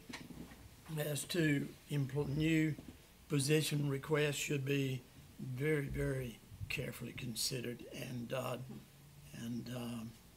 well documented, and good reasoning for, but that's one concern. And along the lines of the maintaining 25% more in the fund balance is very commendable, and we've done that. Another commendable item that we're doing and still maintaining that fund balance is what we're doing for schools. This board has done an extremely good job of playing catch-up with what our schools needed. The ADA compliance at the high school was a lawsuit waiting, and it has gone on for years, years, and years. So we're finally bringing that up to par as it should be. They do have other needs, but that's a compliment to careful planning and budgeting and being able to move funds from one area to another to keep us from going bankrupt. Don't want to do that. But again, thank you. We'll hear more from you. We're not done with you yet. I'm not done. Thank you Thank very you. much. Amy, Thank you. I do have one question. Okay. You mentioned DSS had increased job positions by Well- 17 or 14? No, the county, there were 14 new positions total Within the county? for the county. Okay. But of those positions, I think it was, I believe it was 9 of those positions were for DSS. That sounds about right. We added 5 directly due to Medicaid expansion. But were these like position renewals? There were not new jobs, positions. They were replacements from No, retirees? no, or- these were new positions. Oh, okay. Yeah, these were new positions. 5 of those being, like Catherine said, it was to address the Medicaid expansion process by the Ah, state. okay. Okay, gotcha. Thank you. Sure. And I just want to say one thing, if we could. I think when we look at personnel, and we look at the benefits, and we look at the salaries, as you said, other counties we're competing with other counties. That's right. And if we want to maintain good qualified people in our county, working for us, we're going to have to compete with that, Yes. and it's just going to cost us. Either that, or we're not going to have that The- selection. Right, other counties are doing the same, so if we don't pick up that pace as well, then we'll fall behind, and we won't be as competitive. So that's true. Anyway, That it's is just some- contributing, but that is contributing to, the increase in that area. And that's not going away. We're No. going to be doing, it's going to be year after year. We're going to have to Yes. continue to do what we have to do to get new people in here, qualified right. people. And it's maybe more salaries, more benefits, or what have you. It's just part of the game. Very So, likely. Mhm. Thank you. Thank you. Next item, number 7, employee benefits.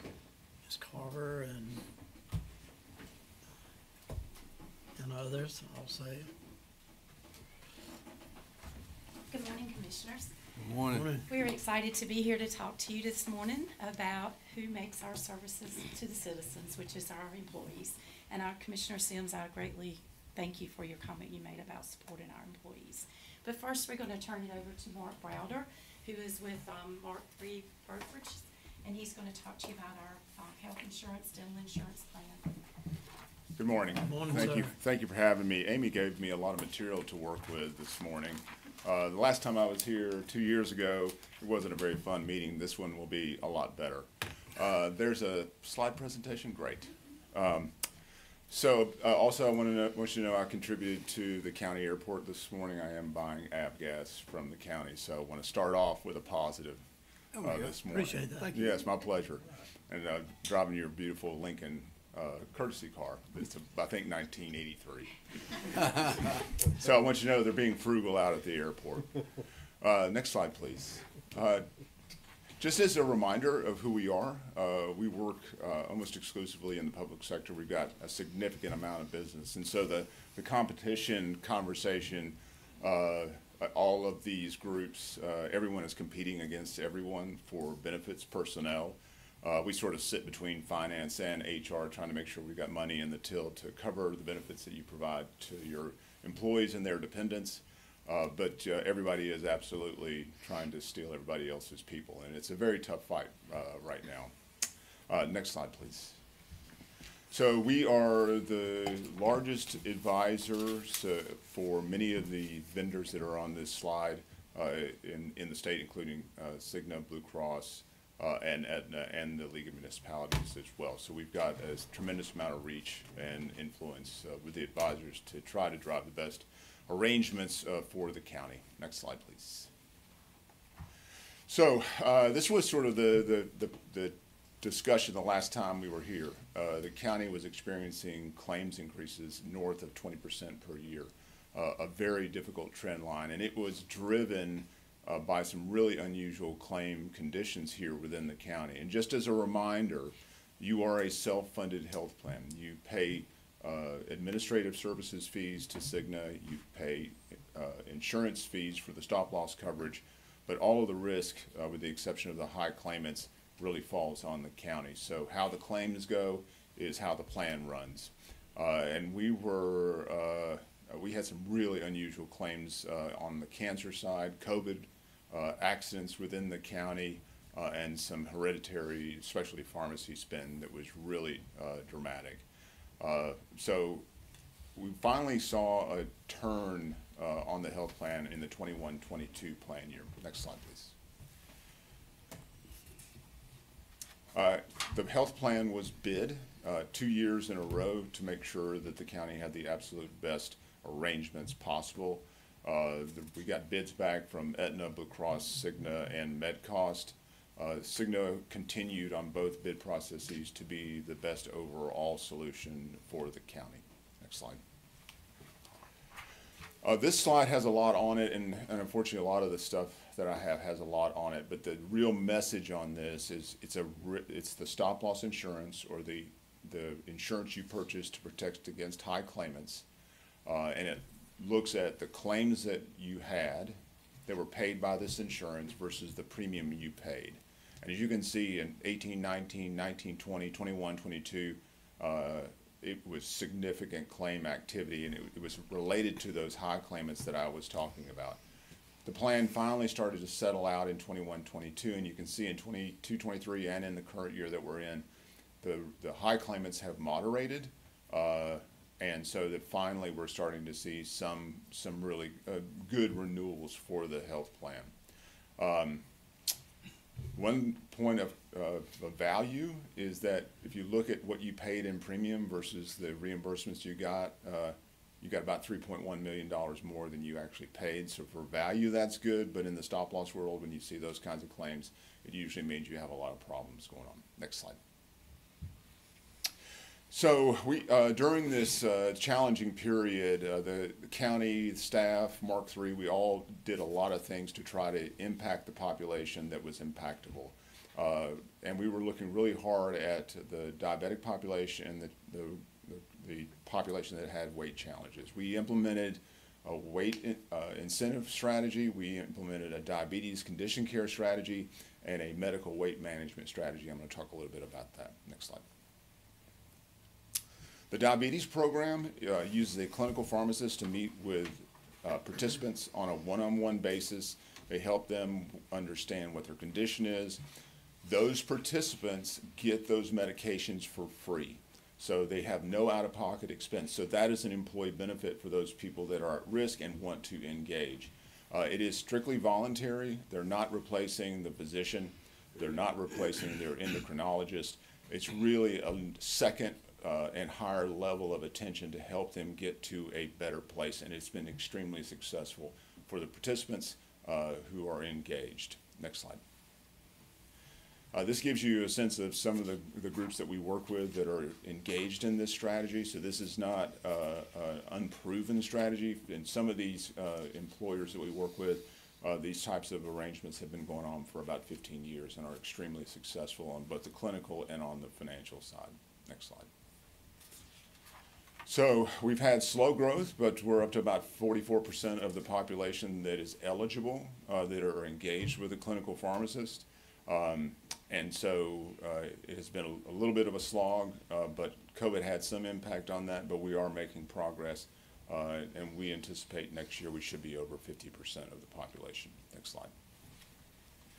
So these are the economics for the 21-22 year and then the 22-23 plan year. And what you'll see where it says HMPR average, that's the engaged population.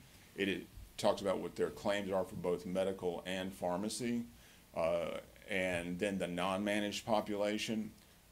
If you look in the current year that the most recent year, what you'll see is that the medical claims are about $4,000 for the managed population, even though the pharmacy spend is higher than the non-managed population.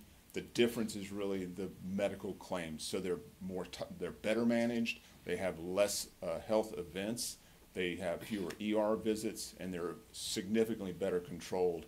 And so the difference between the two populations is about $5,700 to the good for the managed population. So it's really showing results from a clinical perspective. Next slide.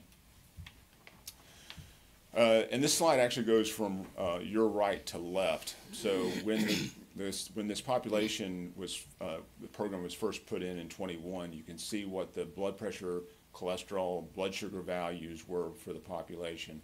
You fast forward to 23 and you can see that almost all of the conditions are in a significantly better spot. So clinically, their blood values, their blood pressure, their A1C, all of that is in a much better place, and that's because they have real support and real help and real guidance to get them to a better place. So you put the clinical improvement, which ties into the cost improvement, and this has been a really successful program. Next slide. On the left-hand side, you'll see the baseline A1C, and so the A1C measures their blood sugar levels over a 3-month period of time. You can see that the values for the current, which is in the green column, are substantially improved. So every time you're improving, every point you're improving the A1C, you're improving the prospects for that individual to not have other diseases such as neuropathy, kidney failure, eyesight, cardiovascular issues. All of this is really important in managing the health of the population, and it turns into an employee benefit because they get the medications at no cost. It removes the barriers for compliance, and then both the plan and the employees are in a better spot. Next slide. So the second program that we put in from a clinical perspective was a medical weight management strategy. This slide sort of talks about all the impact of weight. People get to this place for a variety of different reasons. Everyone struggles with this particular topic. The things you would expect that weight creates challenges for is diabetes, cardiovascular, but it also has impact on musculoskeletal. It also has impact on cancer and oncology. So you'll see some of the cancers that weight impacts, and you'll see that in almost everybody's population in the county space. Next slide. So the reason to do this is to really have that impact. One is trying to keep people from transitioning into diabetes, but it's also to have impact on the musculoskeletal side and on the oncology side. So the program was put in about a year ago. At the beginning of the program, there was a supply issue for some of the medications that people can take. They're not required to take them, but it is optional and available to them. One of those medications is Wegovy, and everybody's heard about the GLP-1s, Wegovy, Ozempic, weight loss. This is a different strategy in that it is clinically supported. So the members going into 24, 25, if they have BMI greater than 35, without a diagnosis of diabetes, they can have access to the clinical coaching side from the pharmacist, and they can also have access to these medications. So when we first started out, 7/1 of 23, there was a supply constraint, but that is loosening up, and supply is now becoming available. And it's important in the weight loss process. Next slide. So this is the reason why we were looking at this is we looked at 8 clients, 5 counties, 3 cities, where we had biometric data, and 14% of the population had a BMI north of 40. That was the starting point, with weight, the average BMI of 45, weight at 290, waist at 48, and A1C of 6.1, which is pre-diabetic range. Next slide. Again, this program, we started a couple years ago with Cleveland County. Last year it expanded pretty dramatically, so you're in a good group of people working to help their employees and dependents get to a better spot, and we're seeing success over the long haul. Next slide. And this is actually a more intense program than the diabetes from just an engagement perspective. It is face-to-face, but there's also virtual sessions as well. And there's a weekly check-in that it actually turned into a diary for the participants. They were talking about the struggles they were having, issues, challenges, positives. So it really became, for the coach, really important information on how to interact and how to help them. And the value of both the diabetes program and the weight program is there's accountability, and accountability in a positive way. That is, the person who's participating has someone that they're engaged with, they want to do well for them, and it helps them on the success side. Next slide. In the population, this is Cleveland County, so this is a program that's 2 years old. This is interesting data because you would expect high blood pressure or hypertension within this population. You would expect prediabetes to be a substantial portion of this population, but the mental health side of what people deal with in trying to be at a reasonable place from a weight standpoint was surprising. So there's various levels of anxiety and depression within this population. So part of this is not just the physical clinical side, but it's the mental health side as well, to help people work through some of the things that they're facing and how to overcome those in this journey of getting to a better place. Next slide. So there were 3 groups at Cleveland, and this is 2 years of data, and this is why the medication is important for success. You don't have to have it to sustain the success, but it is helpful in getting there. And one of the reasons why there's such an epidemic of weight in the United States is as people age, their metabolism changes. There is so much that's going on from a clinical perspective that the older you get, the harder it is to control it. Within the top third of the population, as you see at the top, over a 2-year period, they had steady weight loss, which is positive. They sustained the weight loss, but what was more important is they went from being pre-diabetic to completely out of the diabetic bandwidth. So their A1C dropped by 0.5 point, which was really important. The second group took the medication in year 1, did not take it in year 2, but were engaged with the clinical pharmacist.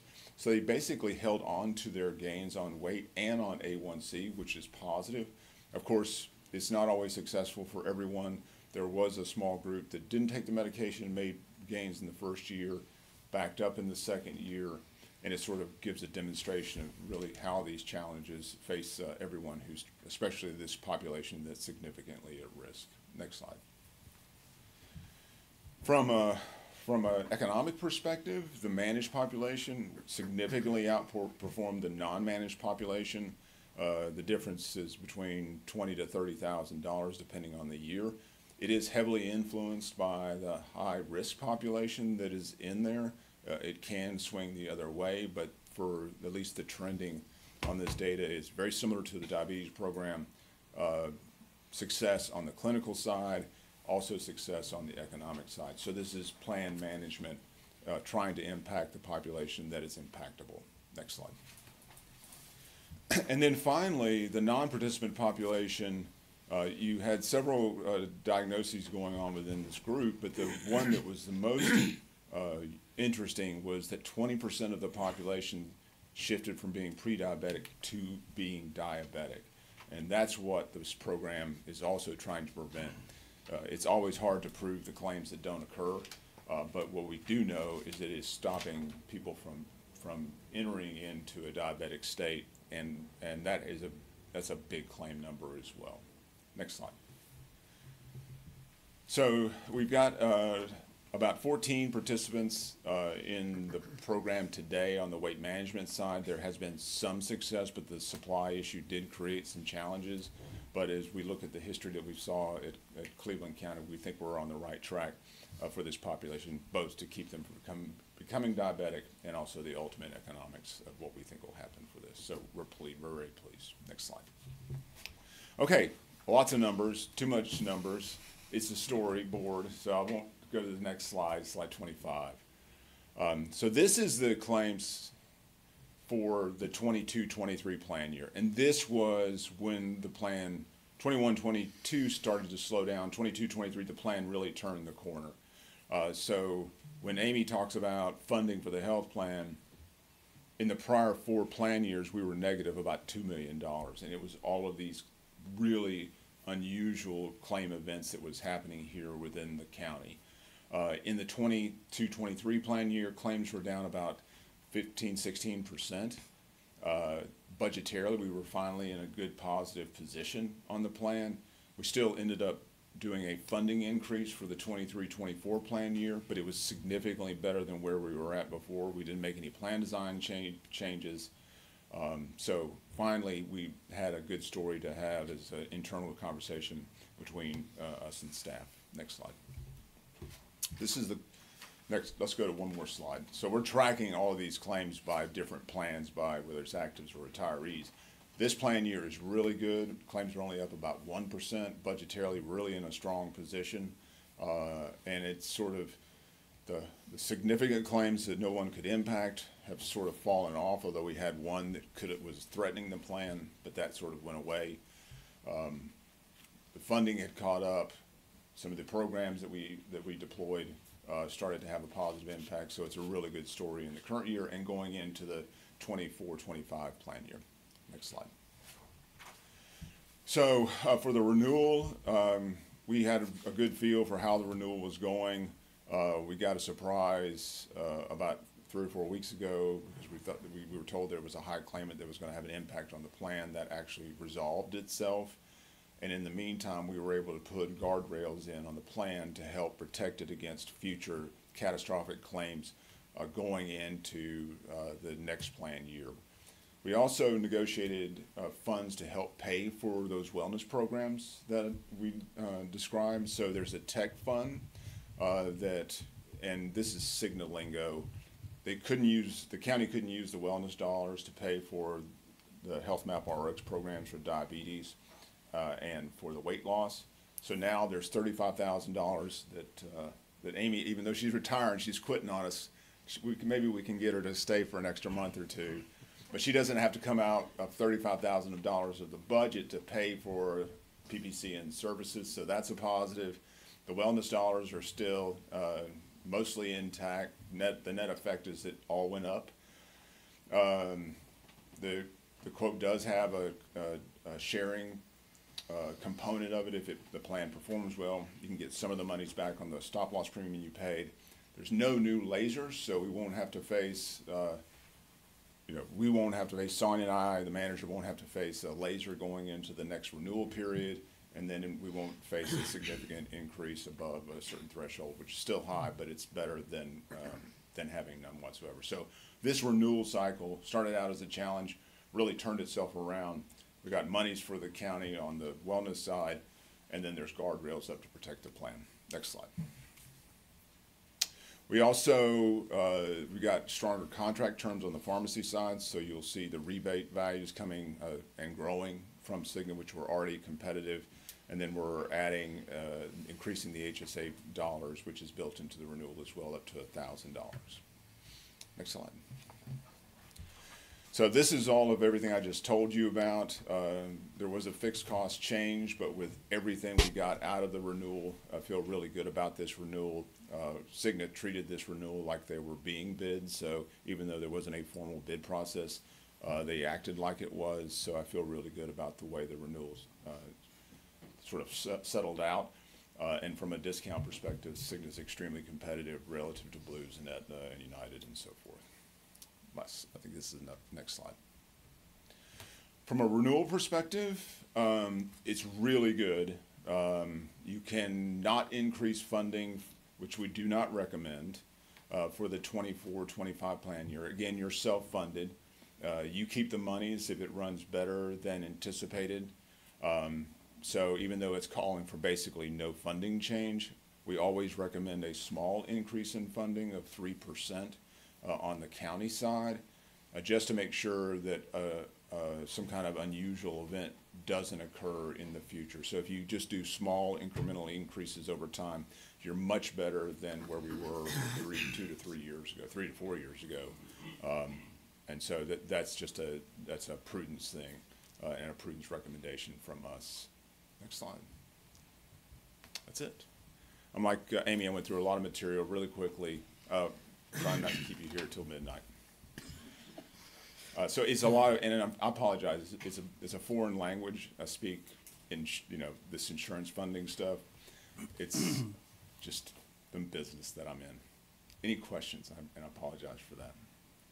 I just want to make one comment. It was a couple of years ago in the wellness plan where we had the weight incentive, lose weight, and I participated in that, and I would have not probably lost the weight that I did lose if I had not had that carrot dangling in front of me with the incentive that was for losing weight. And I think everyone should take advantage of that, programs like that. And certainly we all need to look out for our health, but I just think it's very important that we county employees, we take advantage of these programs that are out there for us. Help us, again, if there's diabetic issues and lower A1C and those sort of things. So appreciate what you shared with us today. All right, thank you. Yeah, we do appreciate it. It's quite complicated. A good follow-up to what our finance director's talked about. This is an extremely important program.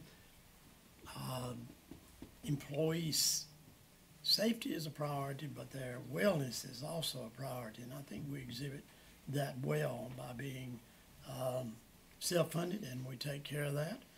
And if they don't feel good and healthy, that affects their attendance and production. So we want all of our employees to be well. I don't know about the others. I know what Commissioner Sims has said. I've never subscribed to county health insurance. I just don't do that. How much does that equate to now per employee roughly? I don't know off the top of my It's head. about, I used think it's to- around 850. It used to be 900. 8,000. No, 11. Yeah, okay. So that shows the dedication to our employees, but again, I've not subscribed to that, and that's my choice. And Amy can put that money someplace else. But any further questions of Thank you so much. Sonia? Any? Yeah, I'm gonna talk to you now about employee benefit enhancements. Thank you, Okay, Mark. thank you, sir. So I want to switch gears a little bit and get off numbers, and let's talk about benefits for our employees. If you can put the slide up, please. Alrighty, so we conducted a survey in December. We had 154 results from that survey, which we were very pleased to get that kind of response from our employees. Full-time and part-time employees were included in this. We also conducted research with other counties along the way to see how competitive we were with our counties. The overall score was average. We had ended up with 3.6 stars out of 5 stars that we could have received. So we were slightly above average, but we want to get a little bit higher if we can. The highest rated benefit was paid holidays at 4.3, and our lowest rated benefit was tuition reimbursement at 3.2. And believe it or not, we had a couple of comments from employees. They did not even know we did tuition reimbursement, so we've got some work to do with that. And I'm not going to go over all of these, but this is just a list of the benefits of the feedback we received from our employees. I do want to highlight, though, mental health support was huge, and we have sensed that in our population for the last year to 2 years. And we are working really hard to figure out what exactly they want. We had a lot of response, but not a lot of requests about things that we could implement. Bereavement pay was very high as well. Currently, the employees have to use 3 days of their sick leave for bereavement pay, so we are going to be addressing that as well. And one of the other concerns that was mentioned several times, but we have also picked up on, is work-life balance, right? Those meetings that keep everyone here till 12 o'clock at night, and you have started to address that. But not only that is, you know, we've had shortage of help. Our employees have had to step up and do an outstanding job carrying on with the services that we're giving to the citizens. So we used a few different approaches to what we wanted to consider for feedback for you. We really want to develop a unique benefits package that's true to Person County government. We feel like that can be an edge to our recruitment and our retention as well. Of course, we considered retention, recruitment. Most importantly for me is to make sure our employees' voice is being heard. They are a part of this organization, and I feel like I am that advocate to come to you and say this is what our employees are requesting. Maintaining fairness in the distribution of benefits, and also important is affordability to the county and getting it worked into our budget. We also looped in representatives from several other departments. You know, public safety is unique, and then all of our other departments bring their uniqueness as well. So we went out and talked to several of our employees about what they felt like would be a good benefit for their department. We will have policy changes to govern around the recommendations that we have, but we will address those at a later meeting. So what we're considering so far as health, dental, and insurance, as Mark had talked to you about, we're going to be recommending an increase of the health savings account from $900 to $1,000. The out-of-pocket, well, the deductible for this plan is $1,500, so that's a great benefit. The employee will only have to pay $500 towards their benefit. The county's covering the rest of it. We are looking into better coverage on our dental plan. That was a huge concern from our employees. We're looking at creating 2 tiers of premiums on health insurance for dependents for 1 child versus 2 or more. As Mark talked about, we're wanting to continue the diabetic and medical weight management program. And all of the above, unfortunately, will have a budgetary impact. We're still working through what these impacts are going to be. Mental health is huge. We're looking at creating a mental health plan that is similar to the diabetic and weight management program. I do not have details on that yet. We're working with our wellness committee to develop better programs for mental health for our employees. And the majority of the wellness programs are funded through Cigna with that $20,000 allotment. So work-life balance was huge. We, of course, talked about the county now is going to pay 3 days of bereavement for our employees, and this is for immediate family. We're looking at doing a undesignated paid day off per calendar year. We don't know if undesignated is exactly what we're going to label it, but just for today, that's what we're going to call it. It's for anything an employee needs to do. You know, you may wake up that morning and have a flat tire, or you may have had a tremendously stressful day the day before. I think about our public safety, the things that they have to incur, and sometimes that next day, mentally, they just cannot come in and work. Adding Juneteenth holiday, which will be June 19th of every year. This is a federal holiday currently, and we're seeing that a lot of counties are implementing this as well. Paid Family Medical Leave Act. Currently, the employees have to use their accrued leave when they are qualified under FMLA, but we're proposing 2 weeks paid for an employee. They can take up to 12 weeks for a serious health condition for them or a family member. So we're pitching that the 2 weeks, the first 2 weeks will be paid by the county. Administrative leave for permanent part-time employees. And this is for when the county closes for unforeseen circumstance and the part-time employee is scheduled to work every day that week. This will help them make their check whole if the county closes one day. And we have had a lot of requests to adjust our annual leave accruals, which I think is great. So you can see what our current table is here and what our proposed table is. One of the things that I'd like to point out with this is we're trying to capture retaining our employees. We're seeing that turnover is typically between 1 to 3 years of employment. So we're hoping that making more days available to them early on will help with the retention process. These that we've talked about for paid time do not have a budgetary impact, just liability on the books. Public safety, we wanted to look at, you know, their public safety has to work on holidays. Everybody else is at home with their family, and they are at work doing what we ask them to do. So we'd like to propose that instead of them getting an 8-hour accrual for working a 12-hour shift or a 24-hour shift, that they are paid with the hours that they work. So an example is our EMS workers work 16.25 hours on a holiday. We would match that with holiday pay. Instead of them accruing 8 hours holiday, we're going to match what they're working. We're also moving, we did a lot of research on how other counties calculate accruals for public safety. We have 12-hour shifts and we have 24-hour shifts. They did an average of hours worked. So we looked at that, and we're proposing to increase 8 to 8.5 hours for accruals. We're going to skip to some retirement. We are currently contributing 5% to 401k savings for our employees. We are requesting a 1% increase to move that to 6%. And we're also looking at providing a 457B plan for our part-time people. And I do want to add in there, when I say part-time, it's more of our permanent part-time. It's not our seasonal workers at this time. To move and help our workforce to become more healthy, our permanent part-time employees will now be able to join our county gym at regular cost. Currently, our full-time employees, Cigna funds half of their cost to join the gym, but for part-timers, we'll have to ask for the full cost because they're not on our Cigna programs. But only full cost is $50 a year to join the gym that we have.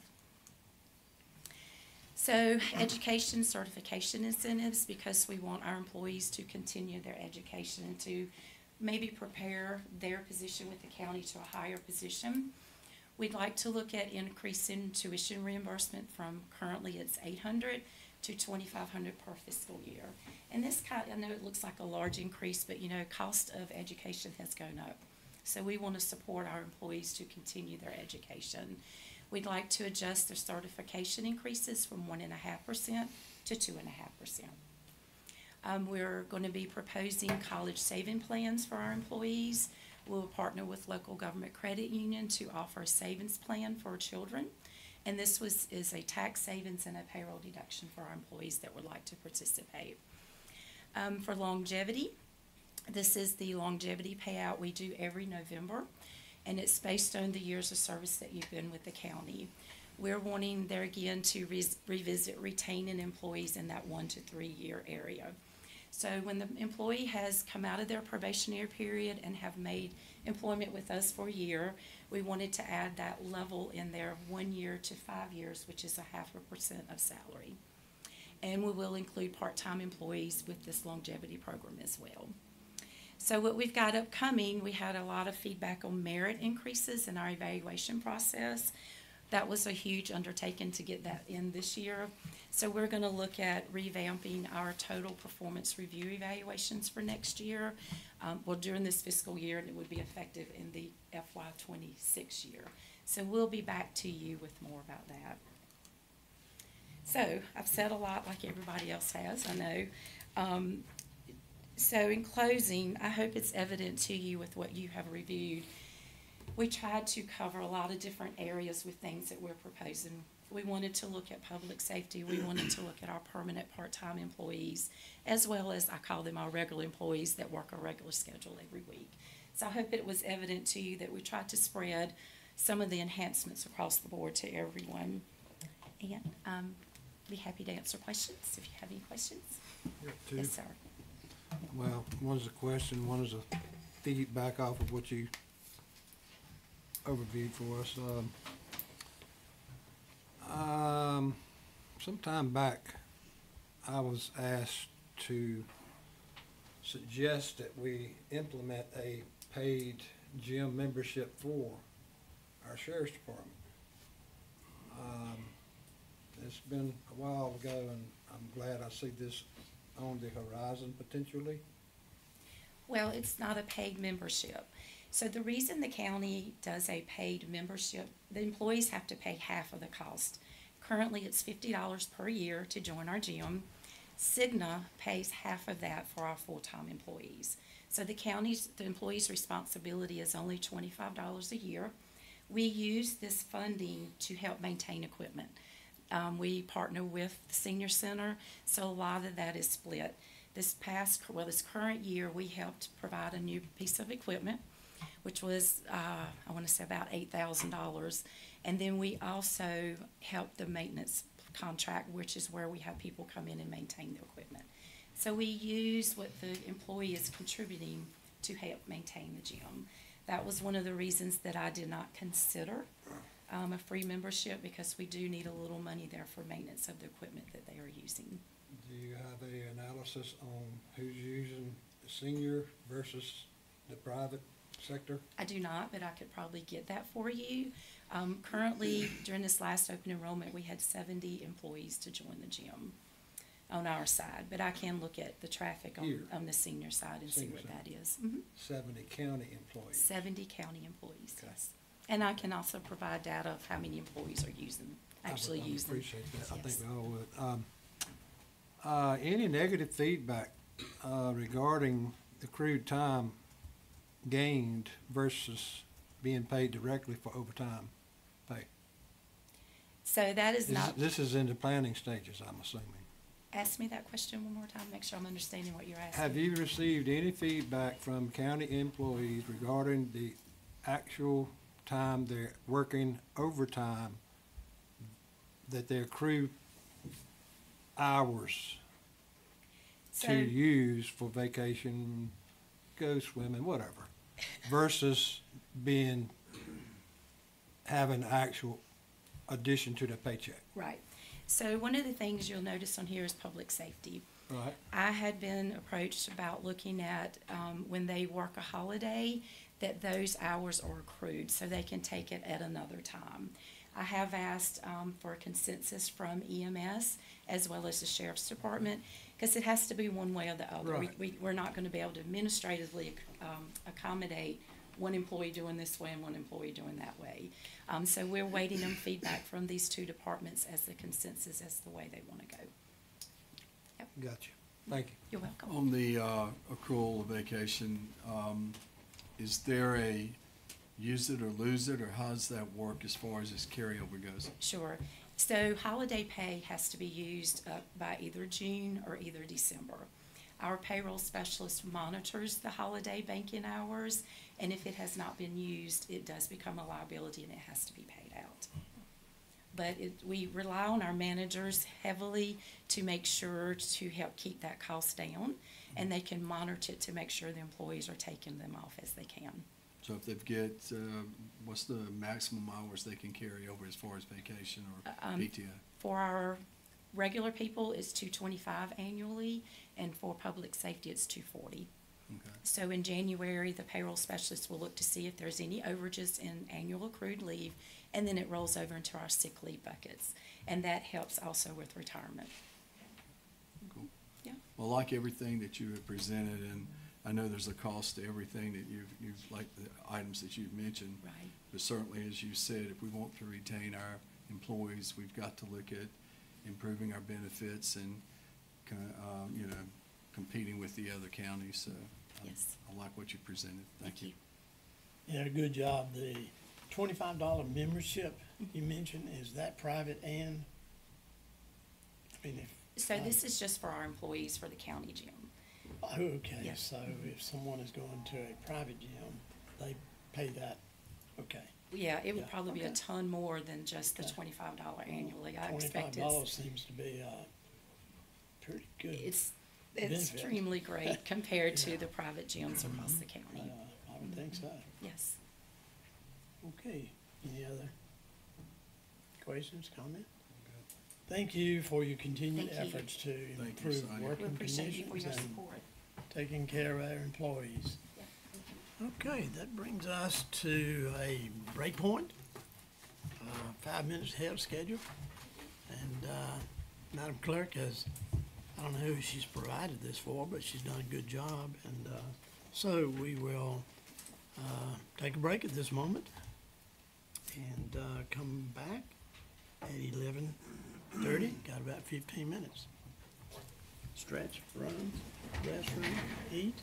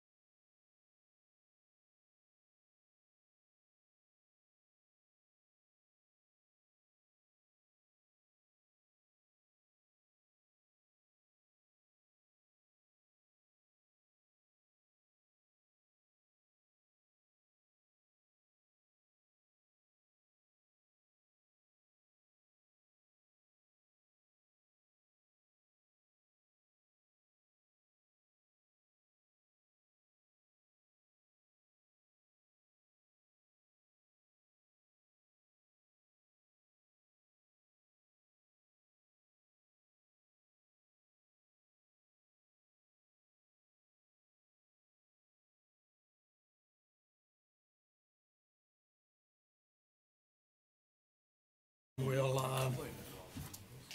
move along. We're right on schedule with the agenda as, so well timed out for us.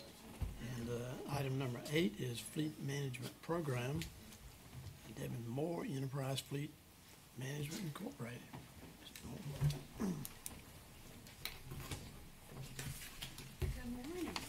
Morning. Good morning, everybody. Appreciate you all having us here today. We did have a presentation, and this clicker works, correct? Perfect. So first off, my name is Devin Moore. Been with Enterprise for 9 years, Enterprise Fleet side for around 2 years. This is Meredith. She's been with Enterprise for 9 years as well. Tomorrow, So what we're going to talk about today is the overall health of the fleet and our program to eventually get the fleet in a little bit healthier position, as well as save overall cost when it comes associated with the fleet. So Catherine, Ray, Captain Rogers, your finance team, we've had a few meetings looking at the fleet in a ton of different ways, talking about our programs and the benefits to it and what we can ultimately bring to the county. So I got a short agenda today. We're going to talk about the previous meetings that we had, industry updates as far as the automobile industry and what that means to you all and the fleet as a whole.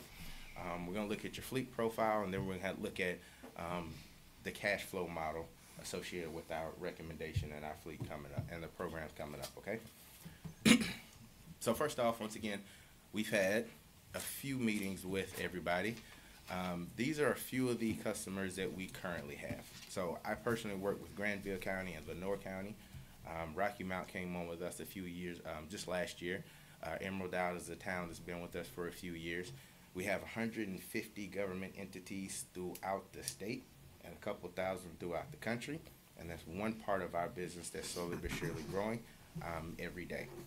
The biggest reason is because government entities acquisition price is better than just about anybody, and then our ability to resell the vehicles are better than anybody.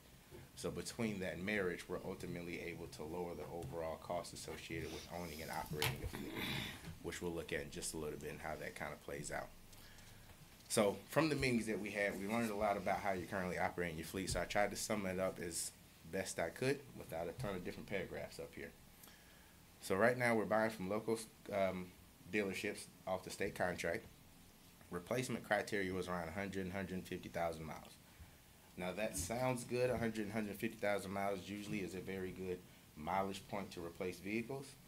But with government and the low miles that you're doing, that means we're keeping vehicles for 10 plus years old. And there's an impact from the resale aspect when it comes to that. We're using local shops for maintenance. We have WEX for fuel cards, and then we're ultimately selling vehicles on govdeals.com. Now, that's typically what we see for a lot of our government entities prior to partnering with us. It's something along those lines. So we're kind of, you all are consistent with what we typically see, okay?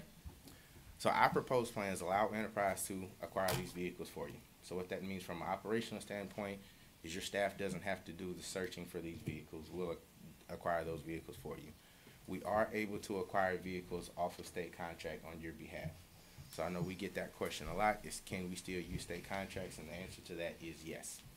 I propose allowing Enterprise to provide you all fleet software. And what that will do is that will house all of the costs associated with the fleet when it comes to maintenance costs, fuel costs, acquisition costs, resale, and every other aspect regarding with the fleet. All of that will feed into the website, and that comes with our program. So from an accounting standpoint, it'll be a few easy reports that you can pull at any given time to see what the overall fleet spend is for the entire fleet. We've also talked about breaking our website up into departments if needed. So for example, your sheriff's department, they'll be able to see their fleet just for themselves, okay? As far as our maintenance programs, we do have 2 different maintenance programs that we'll talk about in just a little bit, but we recommend putting those on your entire fleet to help with the maintenance process and the billing aspect as well. And then we will do it, recommend allowing Enterprise to sell those vehicles on your behalf. Once again, the time associated with selling vehicles is time consuming, as well as using our resources and our infrastructure when it comes to Enterprise. We typically sell vehicles at 110% above black book value. So as we're getting more from the resale, that means we have more to reinvest into the fleet to cut down overall cost. So as a result of our program and what we put together, there will be a cost savings with our program and cycling vehicles at the right time to lower overall operating expense and capture more equity on the back end. Our program will lower overall operating expense when it comes to fuel and maintenance, and then provide a safer and more up-to-date fleet. And we'll talk a little bit more about what that means for the county in just a second. So anybody have any questions on this really quick before we keep moving forward? So when it comes to industry updates, as far as acquisition, everybody knows since COVID, vehicle prices have skyrocketed and they kind of just kept going. As of this last year, prices started to levelize a little more. Manufacturers are getting back to producing more and more vehicles, so that price is starting to correct itself to an extent, but still very much higher. Same thing with the resale aspect. Resale, because of COVID, really went up, but since the market is starting to get flooded with vehicles more, it's starting to correct itself as well. One of the biggest things that we talked about through all of our meetings, and that is something that's not slowing down anytime soon, is maintenance. So 2 years ago, maintenance went up 17%. This past year, it went up 20%. A few reasons associated with that is vehicles are more sophisticated. They're newer with more sensors and equipment and capabilities, so that means it's a little bit harder to repair.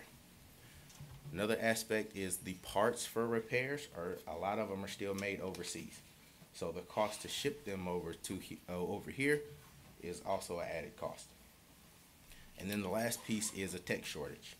So there's a shortage across the country with techs, which ultimately raises your overall labor rates associated with repairs.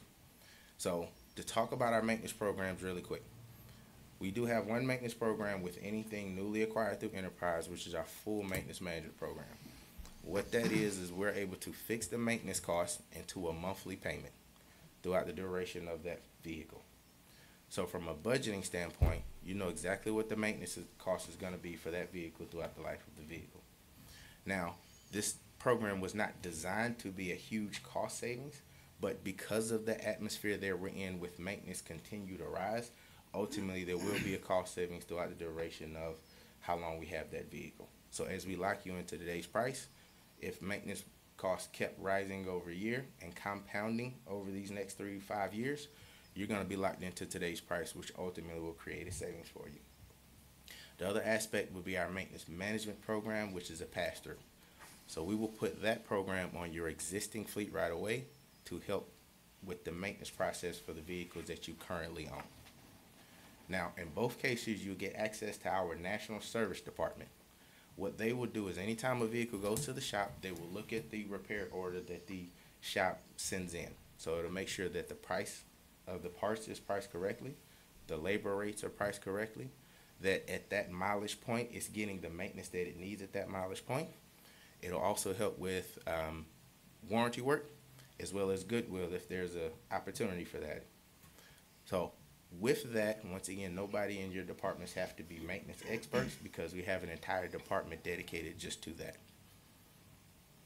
The other piece is insurance. So when we look at insurance, we look at, hey, how can we ultimately lower the overall accidents associated with the fleet? And by doing that comes with newer vehicles. So around 2016, 2017, and prior, vehicles were equipped with features associated with after an accident, so extra airbags and things like that. Now, since that time moving forward, vehicles have started being equipped with more features associated with preventing an accident. So your backup cameras, your front radars, your lane assist, things like that. So as we equip the fleet with newer vehicles and these up-to-date safety features, we're going to ultimately lower the overall accidents associated with the fleet, which overall lowers the amount of money you have to pay out for repairs. So anybody have any questions on this slide before we keep moving forward? The warranty, that's the original manufacturer's warranty. So those vehicles go back to a dealership? Depending on what the warranty is and what the recall is, yes. So in some cases, a regular shop will be able to fix the warranty work and just charge the manufacturer for it. Okay. Other cases, it will have to go back to a dealer, but this is where this young lady, Meredith, will come into play Anytime that happens, you reach out to her and she'll help you with those situations. So if it's routine maintenance, it can go to any of the local shops that are on our program. If there are not any on the program, we can easily put them on, as well as if you have an internal maintenance shop for the county, we can add them as well. If it is warranty work, then we would always recommend that it goes back to the dealer. Yeah, I would expect that, personally, as well as what you're talking about. So you identify local shops? So we have, everybody here recognizes that Enterprise Rental Car is also, we're part of that, right? So we're a separate entity, but we're sister companies. So with all of the rental locations, they have millions of vehicles that they have to get serviced. So you're essentially getting to use all of the shops that the Enterprise Rental Car locations get to use. You get the negotiated enterprise rates, which is how we help save money over the length of the vehicle getting maintenance done on it, because we do so much volume that you would get to use those negotiated rates with the shops that are local, that are on our program. How many shops currently are on the program in Person County? There's 3 in the area right now. So there's Mr. Tire, there's AJ's, which Captain Rogers mentioned, and there's one other one that I apologize, I forget the name. But there are a few in Person County right now. And from our conversations, those are the major ones that the county currently uses. So to her point, if there is another shop that you all would like to be added, there is a possibility we can get that added so we can make sure the maintenance and the dollar spent stays within the county to continue to grow local businesses. You know, downtime is critical. Yes, it is. That's needless to say and well understood. So you're with 3 shops locally? Yep, they're on our program. Okay. Once again, Just Sheriff is here. How many locals do you utilize currently with your vehicles? Well, just regular routine maintenance, Brands, AJ's, Ford Brothers. I can't think of the one here on Samore Road. Deets? They're part of one of ours. Auto Pros? So that's 4? There as well. And as far as, like body damage, that type of maintenance, or you just talking about routine maintenance? Just routine, yeah. Does anyone leave out? No, those are the top ones, our top ones, Brands, AJ's. Yeah.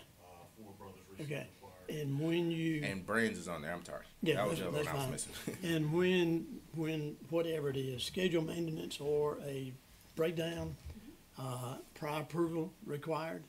So the way that process would work, so let's say it is just an oil change or it is something major. Your drivers will still take it to one of those shops. Mhm. Once again, our National Service Department would look over that repair order to make sure everything price-wise is in labor and it is what it needed. Now, if it's on our full maintenance management program, so that fixed cost, it will automatically be approved. We will pay the shop whatever the repair is, and you pay But your you've monthly. gotta be on is that an extra plan or an extra No, heighten? the full maintenance program is for anything newly acquired through us. So the idea is eventually we'll have the entire fleet acquired through Enterprise, so the majority of your fleet will have that full maintenance program. Now, for your existing vehicles now, the maintenance management program is still a pass-through program or a bridge program. So once again, the process for your drivers is the exact same. The National Service Department will still look at that repair to make sure the pricing is correct. Ultimately, we will pay the shop, and then you will see what that repair cost was on your invoice the following month. So there could be a difference in what the shop charges and what you guys will approve. No, okay, so that's a great question, and downtime kind of feeds into this a little bit. So the way our maintenance management program is set up is that we have approval levels. So anything, and we can set them at different levels for each of our clients. Currently, anything under $125, which is generally an oil change, is automatically approved so that the driver doesn't have to wait.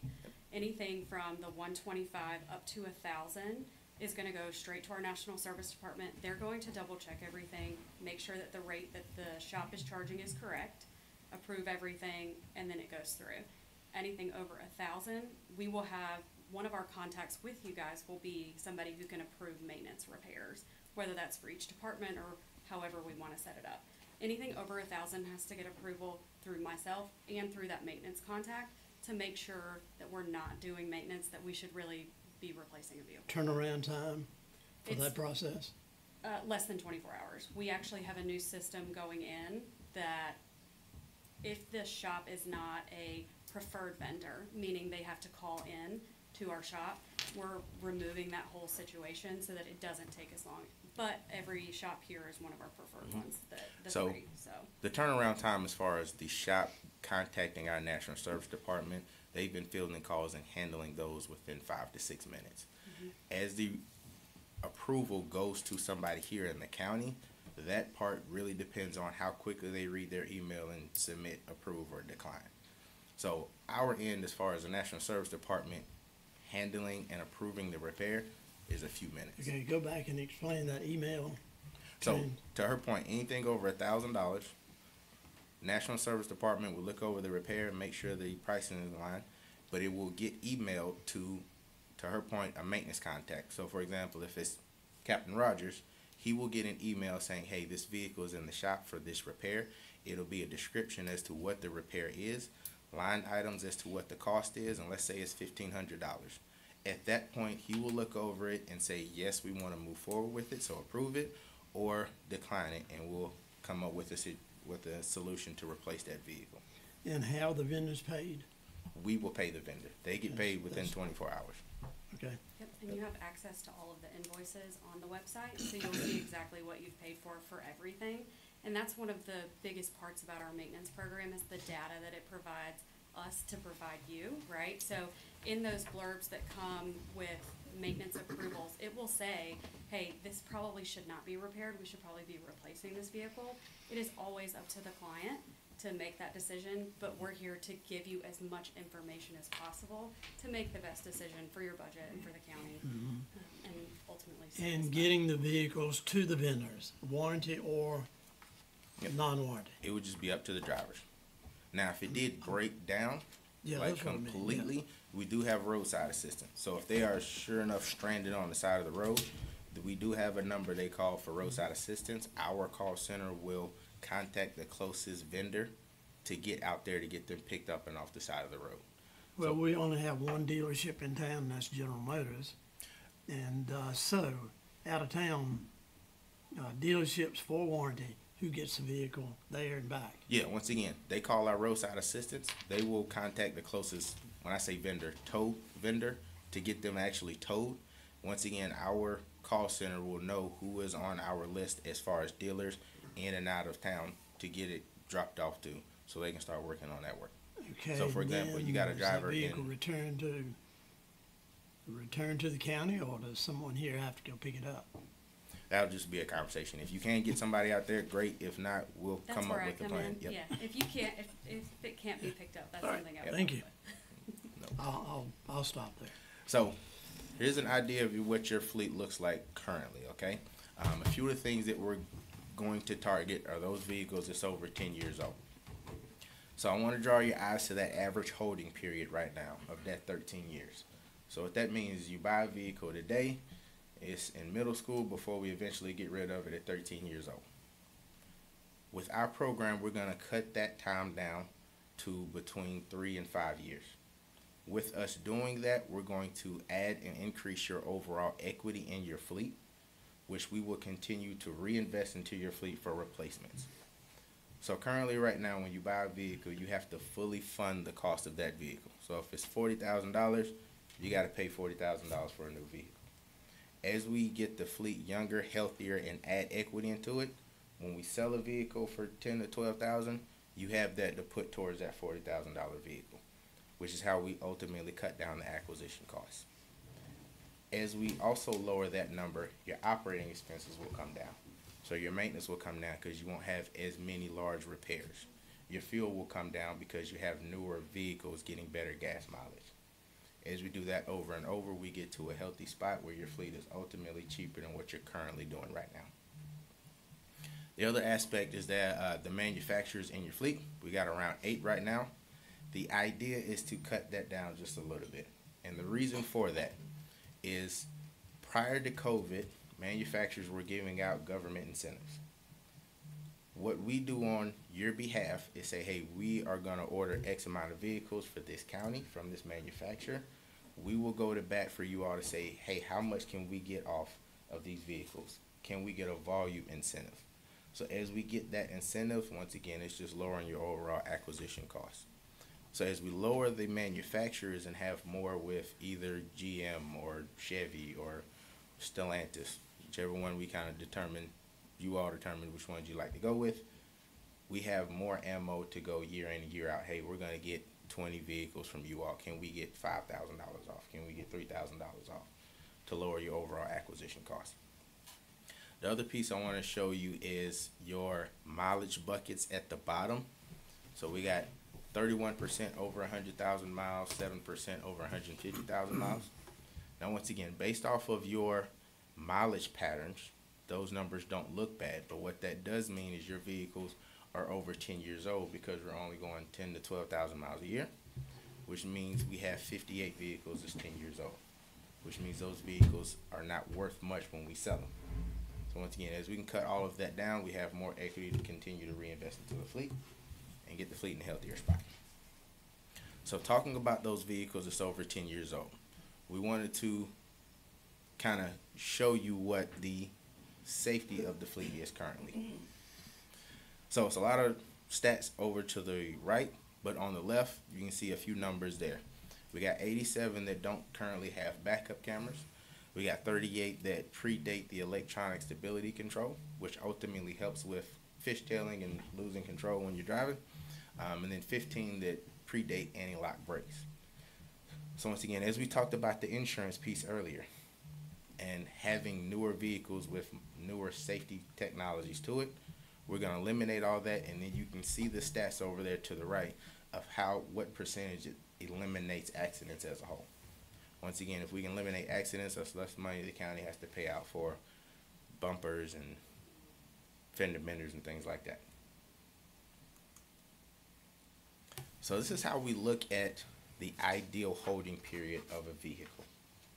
Everybody knows you buy a vehicle, the longer you run it, the value goes down.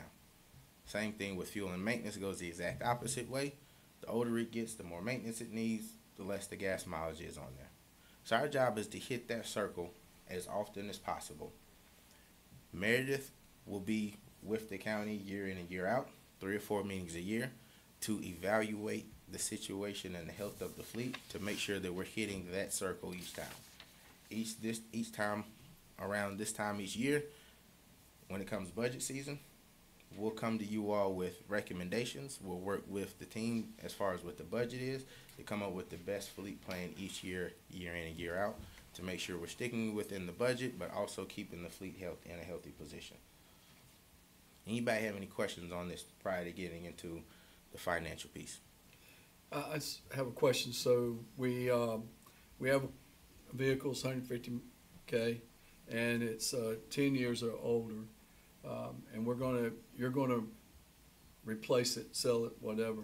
What's the turnaround? In other words, we say, okay, we need to replace. We have 10 cars or something. So what's the turnaround on that to get those back into our fleet? Gotcha.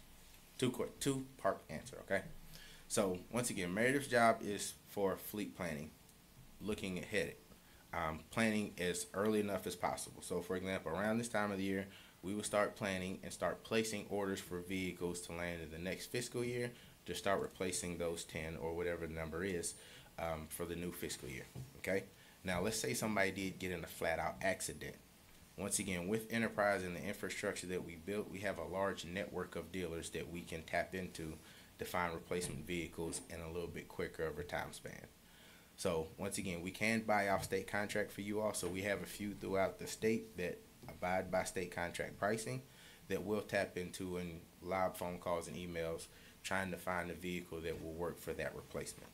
So as far as timeline, it just kind of depends. We like to plan ahead to, hey, let's order something now for this vehicle that will eventually need to be replaced.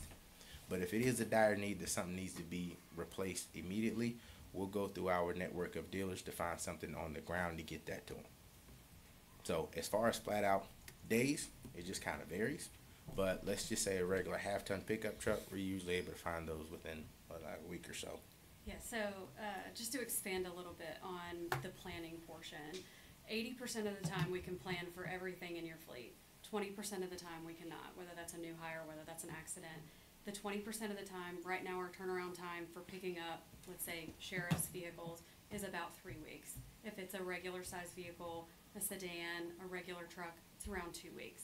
While we're planning, our lead times right now are anywhere from 12 to 20 weeks long.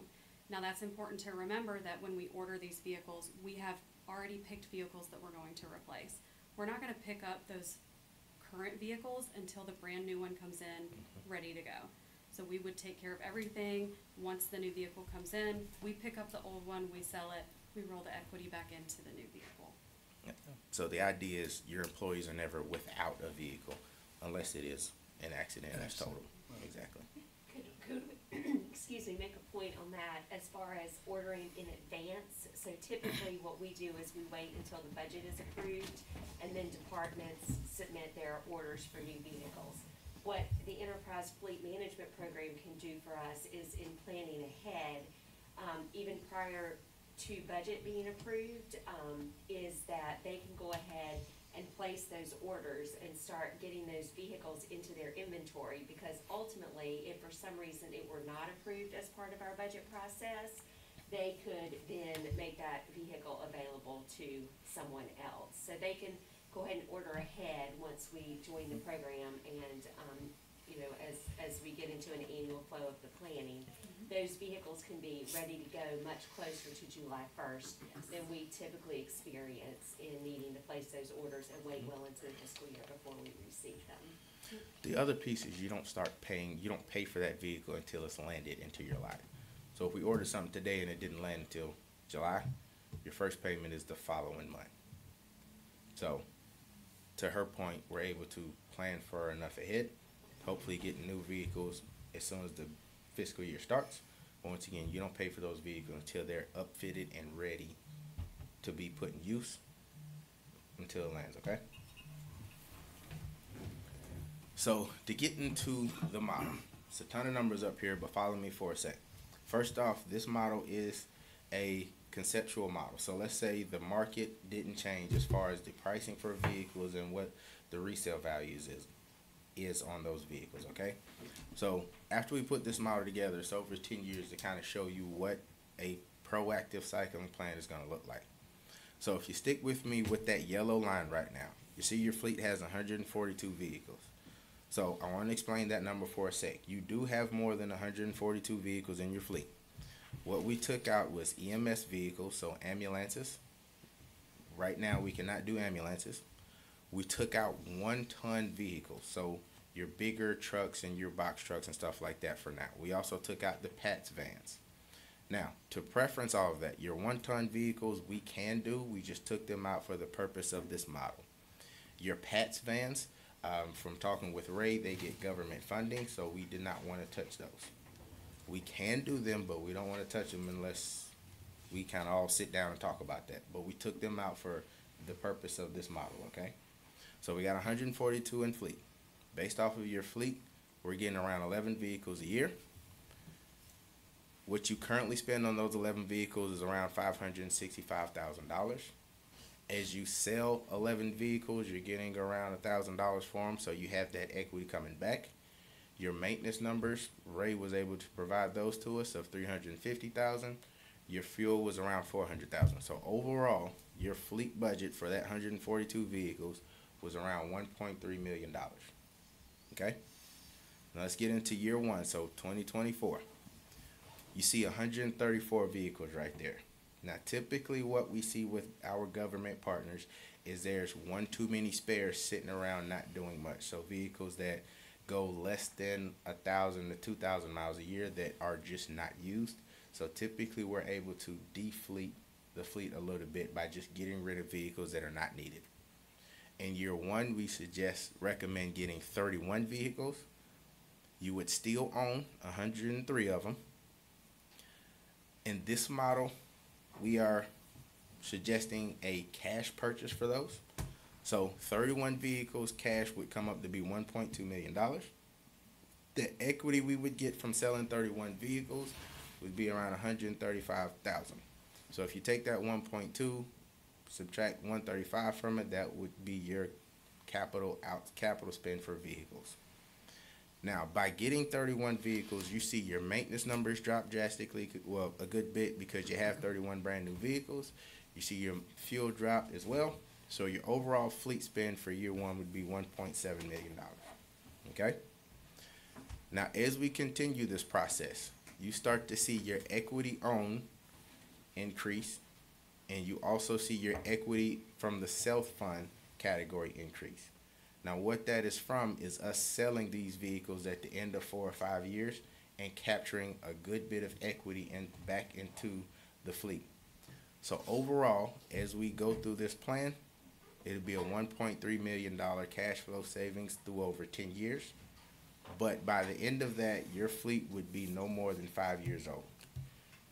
Your maintenance would be very consistent because the majority of your fleet would be on our full maintenance management program, so your fixed monthly costs outside of the ERVs, so your pursuit vehicles. Your fuel would be very consistent because we have brand new vehicles, and your mileage patterns are also very consistent. So budgeting wise, it'll be a little bit easier to budget for what your fleet is spending each year from an operating standpoint. But overall, your maintenance is going to drop a good bit because newer vehicles, with the amount of miles that you're doing, are only going to require mostly oil changes with the occasional brakes and tires here and there. Once again, overall, $1.3 million savings. So I know it's a ton of numbers up there. What questions do you all have on this standpoint right now? Just want to clarify the oil changes. The new vehicles that would be purchased would be gas powered, not electric. Correct. If you would like electric, Correct, yes. you can have all the electric you want. But yes, there'll be gas powered. Yes. Okay. Yes. Yes. So we talked about that in a few meetings, going to electric, and that's really up to the counties if they would like to. We have partners in California who decided to go all electric, so they have Teslas for police vehicles. Right now in North Carolina, we have not seen that. It's just not quite feasible, but to your point, yes, there'll be gas powered. I think we all agree on gas powered. We're not gonna ride bicycles neither. So what questions do we have on this model here? You can see the annual needs are changing just a little bit, but it's very consistent with between 25 and 30 a year.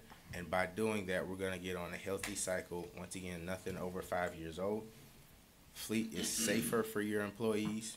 Your budget will be a little more consistent. And as we start getting more and more equity, your capital spend will ultimately come down to a conservative level. Questions? Comment or question or combination of, this is your first time being here, right? To this board meeting or this Yeah. building? To offer your services to the county. To you all, yes, but we've had a few meetings with Catherine and Ray and I'm Captain talking Rogers. about just the services But yes. itself. Yes. Okay. Thank you. And it's important to remember with a model like this that it is just that, right? So one of the biggest value propositions that Enterprise brings is that you get a local person who actually manages your account. So that's me. As I come in every year, we would meet 2, 3, 4 times a year, review the data, right? So just like we talked about with maintenance, with fuel, because you guys have WEX, we partner with WEX. So all of that data flows into one place and gives me the ability to come with a recommendation. Now, remember that it's just a recommendation, right? I'm bringing the current market values of your vehicles, what you've spent on maintenance in the last 12 months or over the lifespan of the vehicle. So it's a lot more than just putting, okay, we're definitely doing 31 this year, right? It's in year 2, it could completely change to 15 because, you know, the resale market has changed drastically. So this is a model that evolves with your fleet, with your budget, and with our ability to get the vehicles, to service the vehicles. Everything can change with that, but it's the overall idea of what we're trying to do for the county. Go ahead, I'm sorry. Sheriff Wilburn, can't see you, but anyway, have you reviewed this plan? I spoke with it with Captain Rogers. He's more in detail and intel with it than I am. So what are your feelings about this plan? There are a lot of prongs to this. I think the goal golden rule in it is the maintenance, what they have, laid before you. Over the past few years, we've been offset with more or higher maintenance fees and more, accrued in the budget because of vehicles and availability of newer vehicles. We've gone from a point where we were consistently getting 6 to 8 vehicles a year to maybe 4. With this year's budget, the current budget we're in now, we were able to come back up to that 6 to 8 vehicles, which will greatly help us, but we're still offset with maintenance.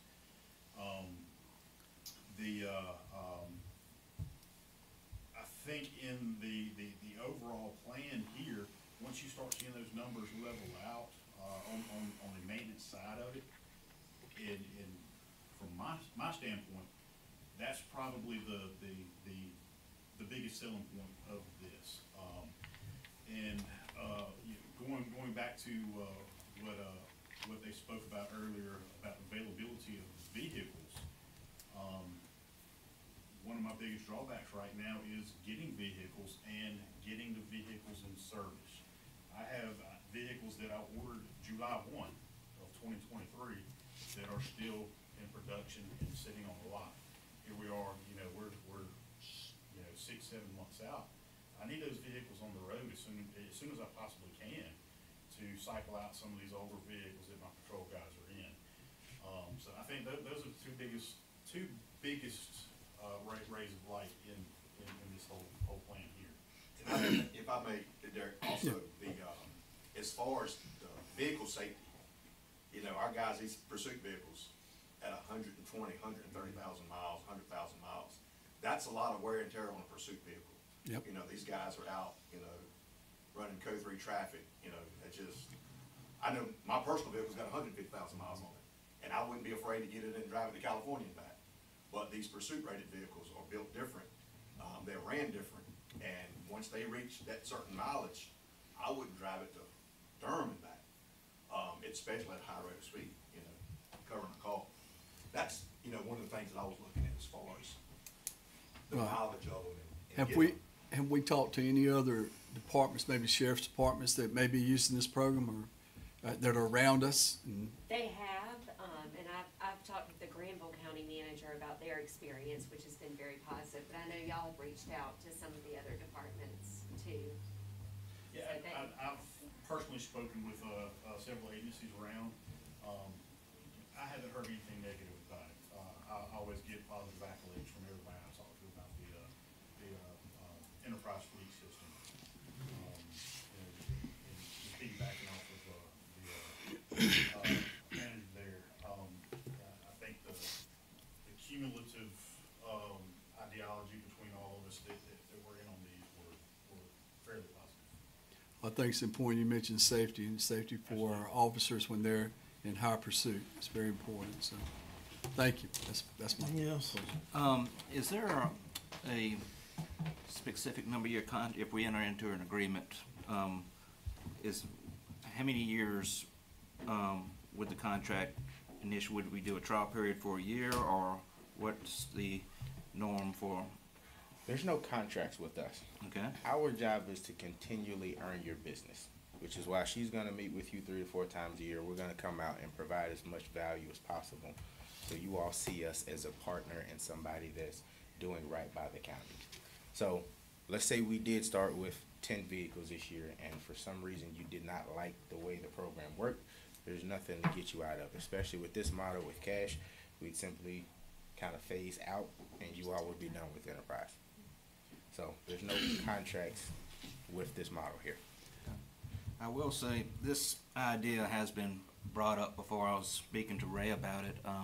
Back in the 2007 Commissioner Retreat, Paul Bailey, who was the Assistant County Manager at the time, tinkered with this idea of rotating the vehicles out sooner rather than later for some cost savings. And the board at that time did not have an appetite for it. So, but as times change, opinions change, and so I'm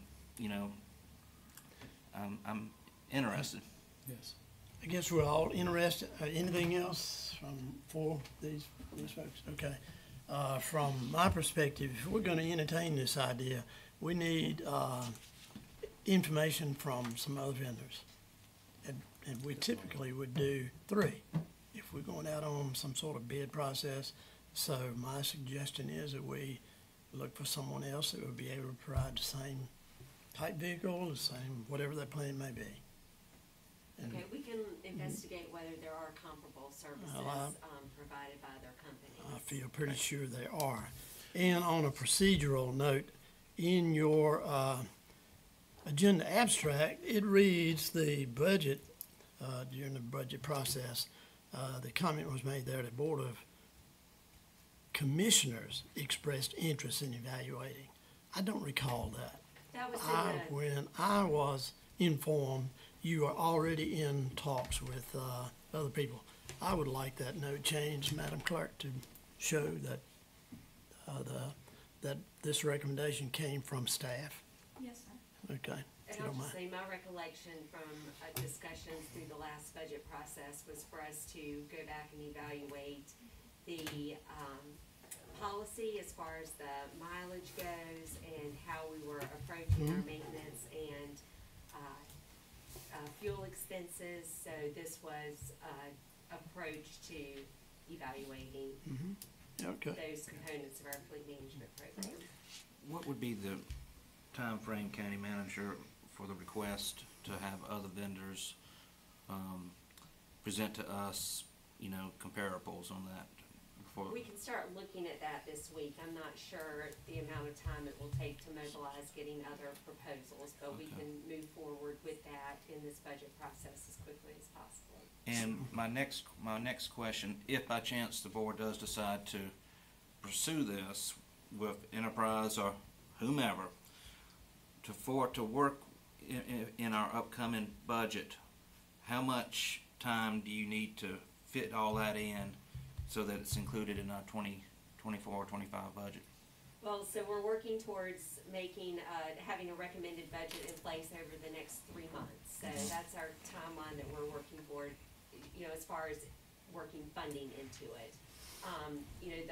The sooner we can get the board to authorize moving forward with this type of program, the earlier we could order, and have vehicles, ready to go.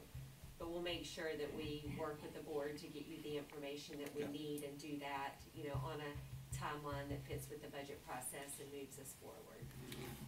So one thing about the bid process, so we partner with Sourcewell, which is a national purchasing cooperation. The county is actually a member of that association as well. And what they did for us, and they are not affiliated with us, they did an RFP for all of fleet management services throughout the country. And so what our government entities do is piggyback off of that Sourcewell RFP that was already created. So if you all would like, we can get that to you. It also has other fleet management companies up there, and they, once again, they're third party, so they're not affiliated with us. They ranked all of the fleet management companies, all the services and pricing as well. So if you all would like, I can get that to you. One of the biggest differences from us with other fleet management companies, to Meredith's point, is local representation. A lot of other fleet management companies are based either in other states and cities. We're right here in Raleigh. I actually live in Durham, so we're local right here. So if you'd like to, I can get that information to Catherine so she can provide that to you all. Sure. Yes. So, in interest of time, we can go ahead and wrap up, but these are just a few of these are the services that we provide. From a license and title standpoint, anything acquired through us, we will handle all of that piece. We talked about the maintenance aspect. As far as aftermarket, specifically for sheriff's vehicles, we will handle that upfit as well. So the sheriff doesn't have to deal with that. We will pay the vendor as well. Ultimately, the vehicle lands ready to go for the sheriff's department, anybody else that needs any kind of aftermarket signage or anything like that. Yeah, and it's important to remember that everything in that circle, you're not required to do everything in that circle, right? We're an a la carte program that allows you to pick and choose what works best for your county, because some counties need things that other counties don't, right? But all in all of that information goes into our website, which gives you guys the ability to look at that whenever you need to, right? So you can track spending by the day. That gives me the data to come back with maintenance insights, with what you're spending on fuel, saying, hey, we're seeing trends in this department with fuel that don't look right. Like, let's take a deeper dive into it. It just gives you guys more ability to see dollar by dollar and department by department where that money is going and what is being spent. And it allows us to come with the most detailed recommendation that we can give you, which ultimately is to save the county money. One thing going into a new partnership that's really important is our onboarding process. It's the first year when anybody partners with us.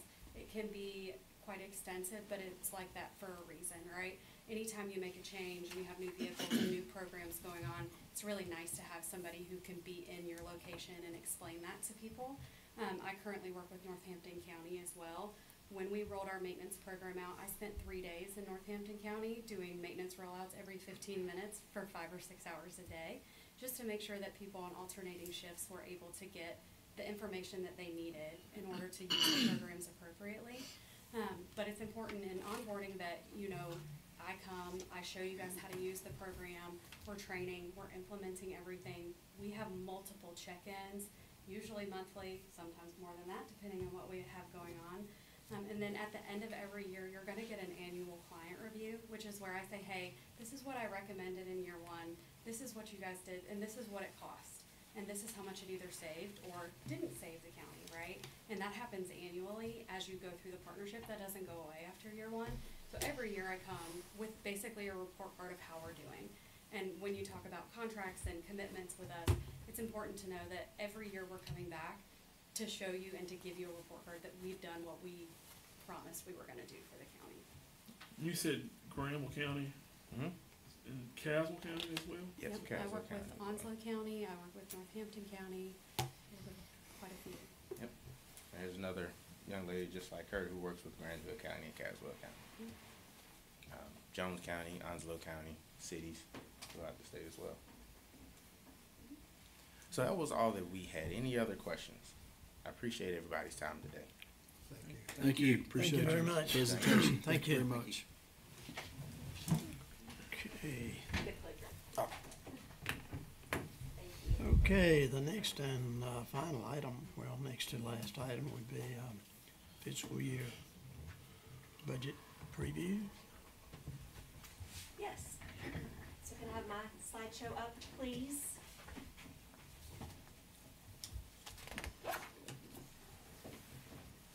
So our last agenda item is to walk you through some of the information that we already have related to the upcoming budget and have some discussion around that. So first of all, I'd like to talk about accomplishments in the current budget year. Last year in the slide at the budget retreat, I had mentioned 4 categories of needs that were definitely pressing for us to address in this fiscal year 24. So workforce recruitment challenges, recruitment retention challenges. So through this budget process, we implemented the results of the classification and pay study. We added full-time employees to 9 different departments this year and transitioned animal control to the sheriff's office. As far as capital needs go, we've issued $12.2 million in debt to fund ADA and security at Person High School. We have approved an additional $3 million for the stadium work that they are doing there to improve ADA accessibility.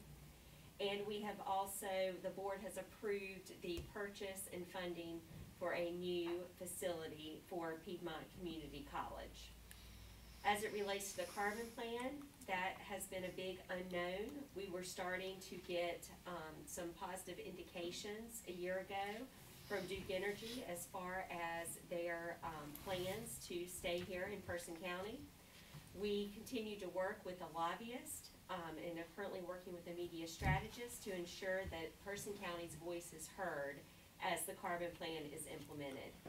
We have very positive news from Duke Energy that they have plans to construct 2 new combined cycle plants, so natural gas plants that ultimately are capable of running on hydrogen at the site of the Roxborough plant. So this is replacement generation. As they bring those plants offline, there will be an investment to continue generating energy at these sites. That will be a significant plus for our tax base. It will continue to offer jobs within our community. It keeps Duke Energy, who is a valued community partner, here with us, and they continue to use their infrastructure that's already in place. As it relates to economic development, we did negotiate a renewal of the option for purchase for the mega park, substantially completed clearing and grading at the North Park site, and Dominion Energy has announced the construction of an LNG facility here in Person County, which is a $400 million investment. So there's a lot to be proud of. This just kind of scratches the surface. There, of course, is a lot going on in many county departments who are continuing to provide services day in and day out and meet the needs of the community and work towards that vision that we've established for Person County. So to look at some big ticket items coming up in the next budget process. Many of these are similar. We still face recruitment and retention challenges within the county workforce. As we've discussed today, you know, competition for talented employees is very high. And we are situated in a very competitive job market. Whereas we do a good job of offering competitive salary and benefits with our neighboring counties, we have those directly to our south in Orange, Durham, and Wake, which will offer even higher salaries and do have the tendency to pull employees or prospective employees away from us due to what they're offering. In next year's budget process, we have 13 new positions that have been requested by departments. So that's less than half of what was requested last year. And as you have brought up today, those will be thoroughly vetted for the need as far as whether or not those are included in the recommended budget. And as far as the need goes, there is likely a need for all of these in terms of our service provision, but we're going to have to be very careful to assess the level of that need and determine what rises to the level of priority for funding in this year's budget. With vehicles, you've heard the proposal from Enterprise to implement a fleet management program. I did highlight many of the benefits of doing that in the agenda abstract. You heard in more detail today what that might be. We will look and see what other options are available for providing that service. That is in the interest in improving the safety of our fleet, making our budgeting for fleet more predictable going forward. Also, it does help. It's another one of those employee morale pieces as well. We didn't go into that in great detail, but having good, reliable, safe vehicles that employee knows that they can go out and start and get them to where they need to go safely and transport our clients in a good situation is very important as well.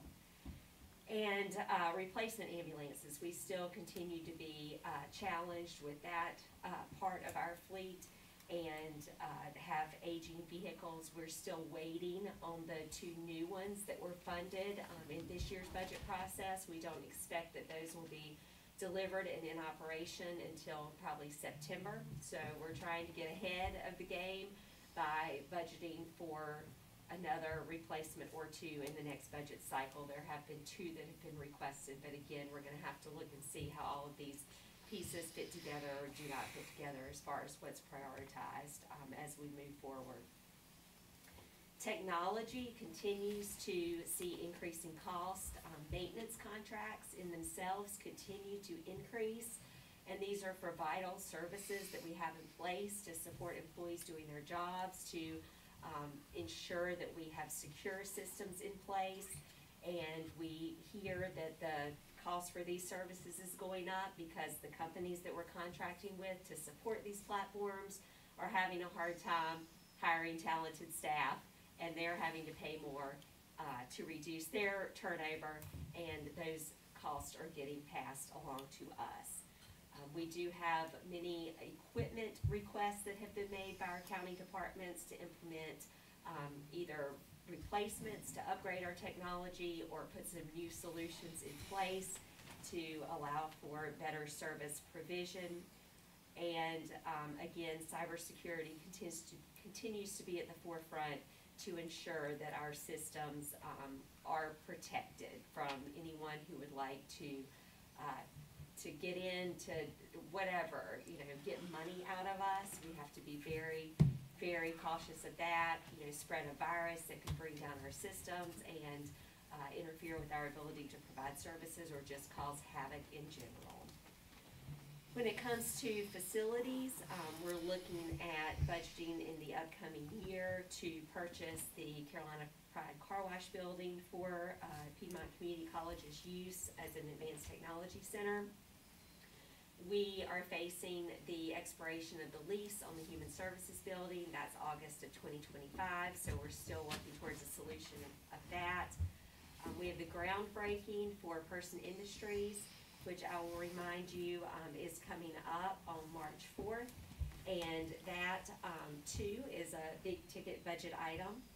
Emergency Services, you've gotten the results of a feasibility study for their facilities. We know that they are crunched for space and that they have aging facilities and a need to expand the space that we have allotted for our Emergency Communications Center and just office space in general, sleeping quarters for our staff who work 24/7. And our communication center too could definitely benefit from modernization. And then the library is another facility that has come up recently as far as a potential need there to expand the space that house those services. With our education funding, we have received the request from Person County Schools, and I will go over that in more detail. They had a work session last week and did convey their budget to us, or it may have been the week before. They got that to us, and they're kind of waiting 30 days before the school board officially authorizes that as their request. But we do have that information. PCC has gotten their preliminary budget to us, but that did not come, and they've not missed a deadline, but we just did not have that in time to include in this presentation. So these are some of the big ticket items that are on the table. I'm going to go into more detail about some of those. So with the CIP, as you know, the board adopts a 5-year capital investment plan, and you do that before you adopt the annual operating budget. So you will adopt a plan, and then with the intent to fund it through the annual budget process. We have already gotten those requests in. We have had the opportunity to put those together. Amy has diligently analyzed all the bits and pieces that feed into the CIP. We've had multiple meetings of our budget team to review those requests. So we have a preliminary recommendation that is still a work in progress because we are not at the point of bringing it to the board yet. But just for your awareness as far as where we are right now, our current CIP is $17.6 million, and the bulk of that is school system projects, the safety and ADA improvements. Our goal for pay-as-you-go funding, what we want to be able to manage within the general fund budget each year, and this is based on recommendations from our financial advisors, is $3.2 million each year in capital projects. So within a 5-year plan, that's a $16 million plan. For fiscal year 25, the CIP requests have come in at $34.4 million for that 1 year. And then for the 5 years, it's a $145.6 million plan. So you can see how big the gap is between kind of what our target has been for pay-go funding versus the requests that are coming in. So right now, we've put together a plan, a year 1 funding plan for fiscal year 25 that is $28.4 million in projects. And if you see that annual pay-go level as being 3.2, then this is where that $20 million debt proposal comes in, which I will show you the details of that. But we're trying to find a way to make up that gap and be able to accomplish some of our priorities as far as moving forward with needed projects. So within this CIP, there are a variety of funding sources, money coming from the general fund, debt proceeds. The board may want to consider using some of the available American Rescue Plan funding that we have saved towards some of these projects. City of Roxborough funding for, I think it's an IT project that is also will be implemented within the city. Grants are contemplated as a part of this plan, as well as I'll talk about how we may utilize some of the CIP funding that was allocated in this year to go towards next year's plan. So moving on, as far as CIP highlights, in the first year, there were some projects that are currently not recommended in the funding plan for fiscal year 25. One of those, this first one here, may need to be something that is reevaluated. In a conversation with our emergency services director last week, our radio systems within the 911 consoles are going to be end of life in June. There is also a very long lead time for getting those replacement consoles in 12 to 18 months. So that may be something that we have to move forward with sooner rather than later. So that's another one that we'll have to take a look at. Emergency services, EOC building replacement, $52.6 million. That is not funded in next year's proposal as it currently stands.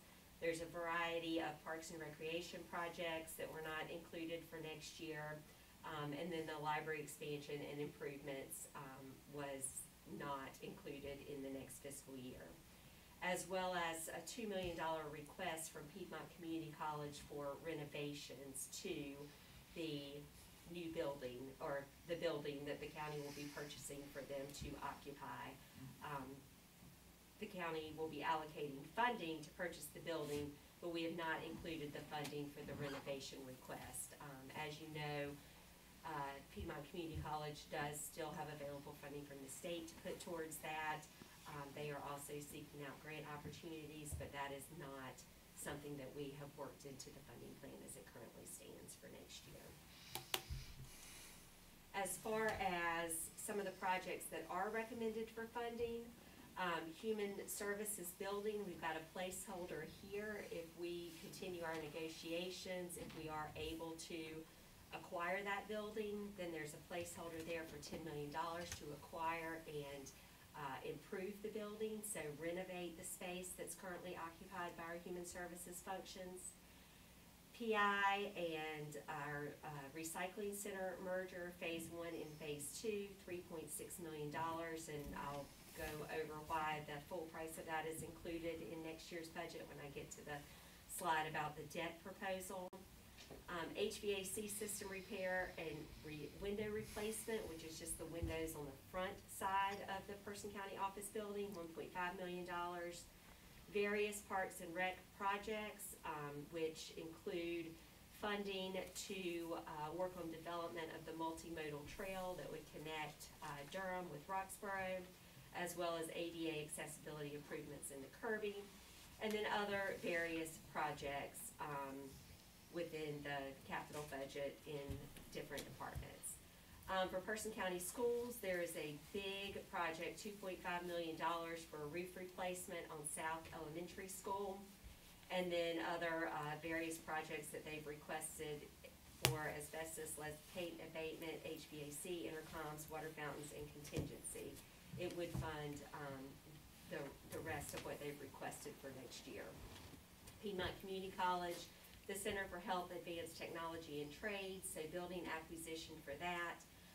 The county is funding just over $5 million of that, and then the rest of that purchase price is offset by a contribution from Piedmont Community College, and then network switch upgrades at the community college. So So that's where you get to the $28.4 million CIP package for fiscal year '25, as we have currently put that together for your initial thoughts. Just a question on the advanced technology. You got Yes. it down to 7 million, but part of that is PCC putting money into that, right? Yes. So that will actually lower the total. It does. For budgeting purposes, we have the full expense in there as $7 million with offsetting revenue of $1.865 million that would Right. be coming in from Piedmont Community College to Okay, fund just that purchase. will be Yes. a bit We want to be clarification. clear on that, and I'll explain why we're doing it that way. Okay. So this is where we're contemplating debt issuance for $20 million. We have been having conversations with our financial advisors about how do we pay for these big projects that are priorities within the county, within our debt model and within our CIP funding plan. So we have looked at our debt model. We had already run numbers for purchasing the building for Piedmont Community College. We have run numbers for various solutions for the Human Services building. We know that we could incorporate the Human Services building purchase ultimately, if that is negotiated, and the purchase of the building for the community college within the debt model without resulting in a tax increase. And remember, we also have 2 more debt issuances for Person County Schools within that debt model as well. So that's all contained and funded within available funding sources currently. And this, in talking with DEC and Associates, as far as issuing another round of limited obligation bonds, we are likely to get the best rate if it's a $20 million issuance. Something lower than that is harder to sell, and the interest rate is likely to be higher if we are trying to issue a bond package that's below $20 million. We are also on a very tight timeline due to our contract to purchase the Carolina Pride Car Wash building and needing to close on that by August 31st. We have to back up our timeline in terms of when we can get before the LGC and allow time for closing by that date, and also to prepare all of the information that we need to take to the LGC for them to approve debt issuance for us.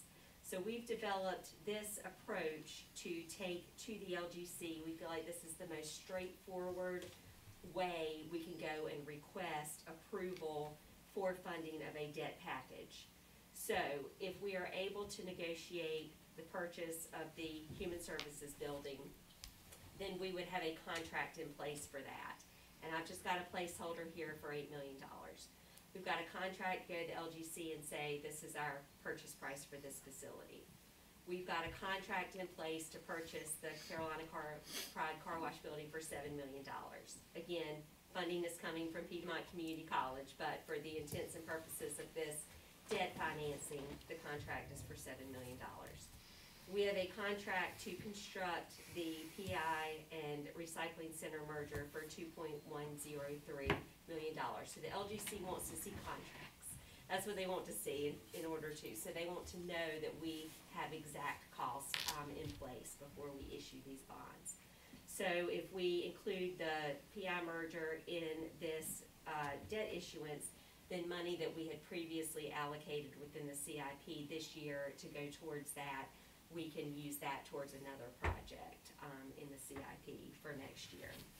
And then the roof for South Elementary, we feel confident we can get a bid process in place for that so that we can get bids in place before we go to the LGC. And again, that's a project that's estimated at $2.5 million.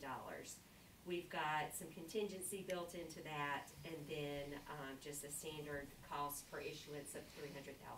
So again, there is efficiencies and cost savings in bundling a debt issuance rather than going and issuing debt to purchase the car wash building and then going back to issue debt again if we proceed with purchasing the Human Services building, if we can continue along this course and all the pieces fall into place, then this seems to be the ideal approach, you know, that fits within our budget goals to attain these more pressing projects that are on the plate, and be able to fund those through a well calculated and managed plan.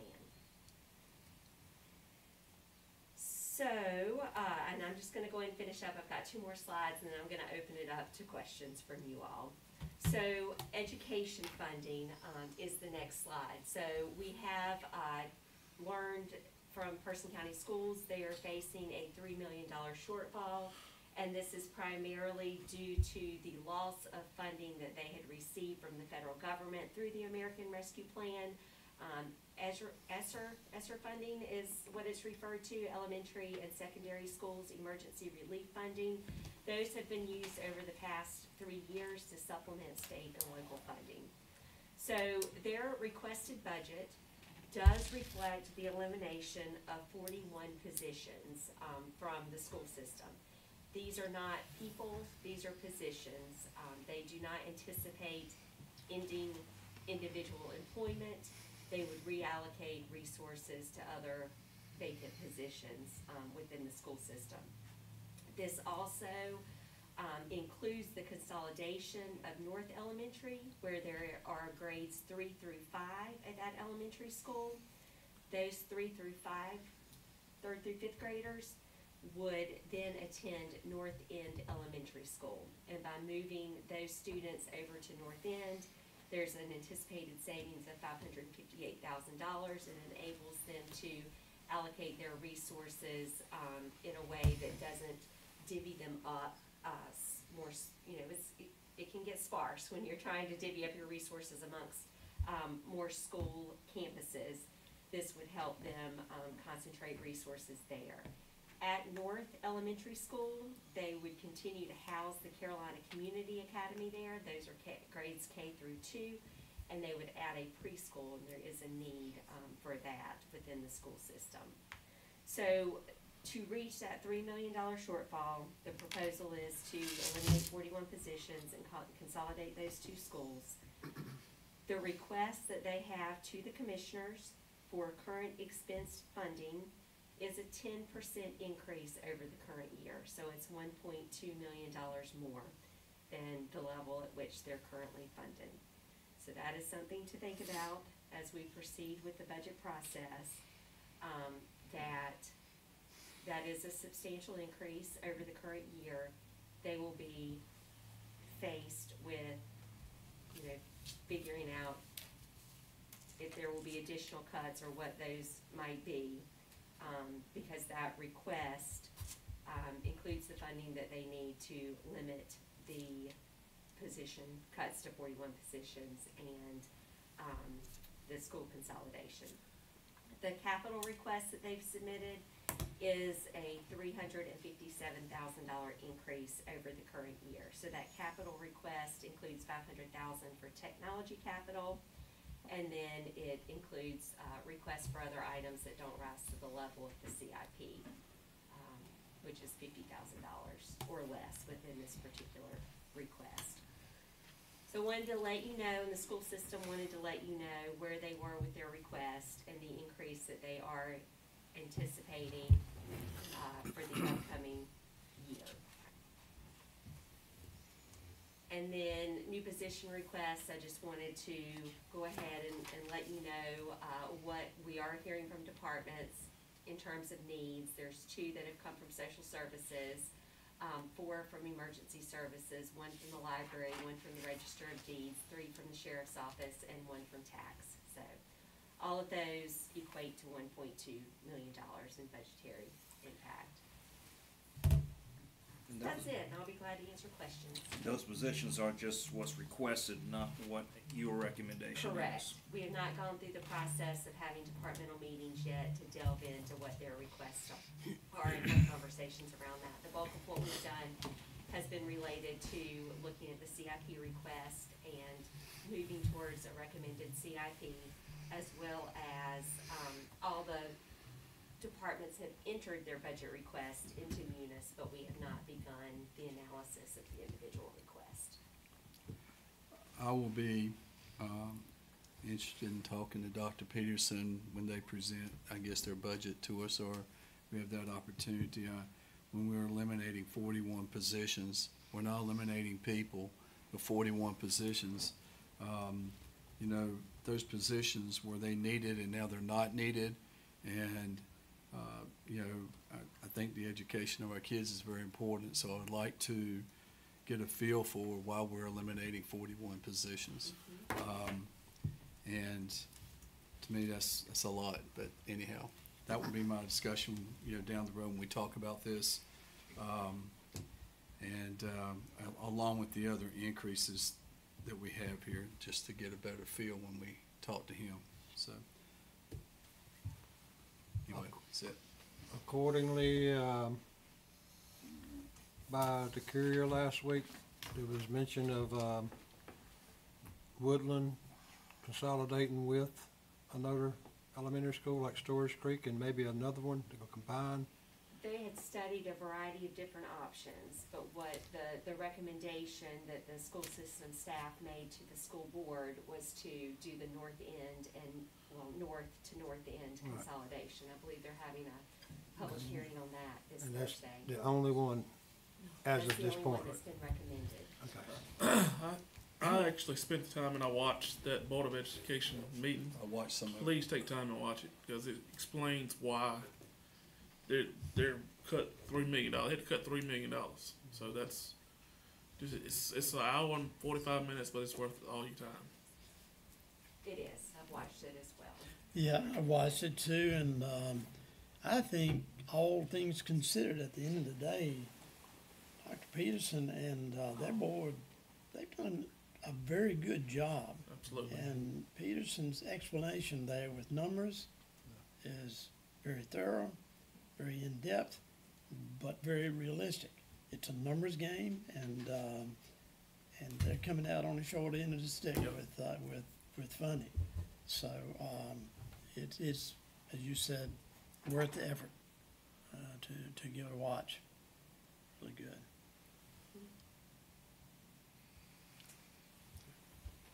Do y'all have other questions about what I have thrown at you?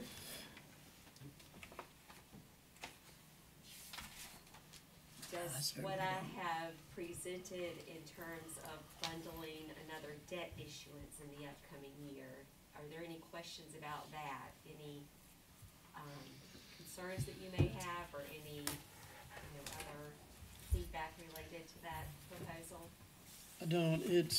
It's been done before, and it's the interest rate there is good, and it's for much needed purposes. I don't have any problem with it myself. I think it's a good way to conduct financial business. It's not the county to assist the schools. Anybody else?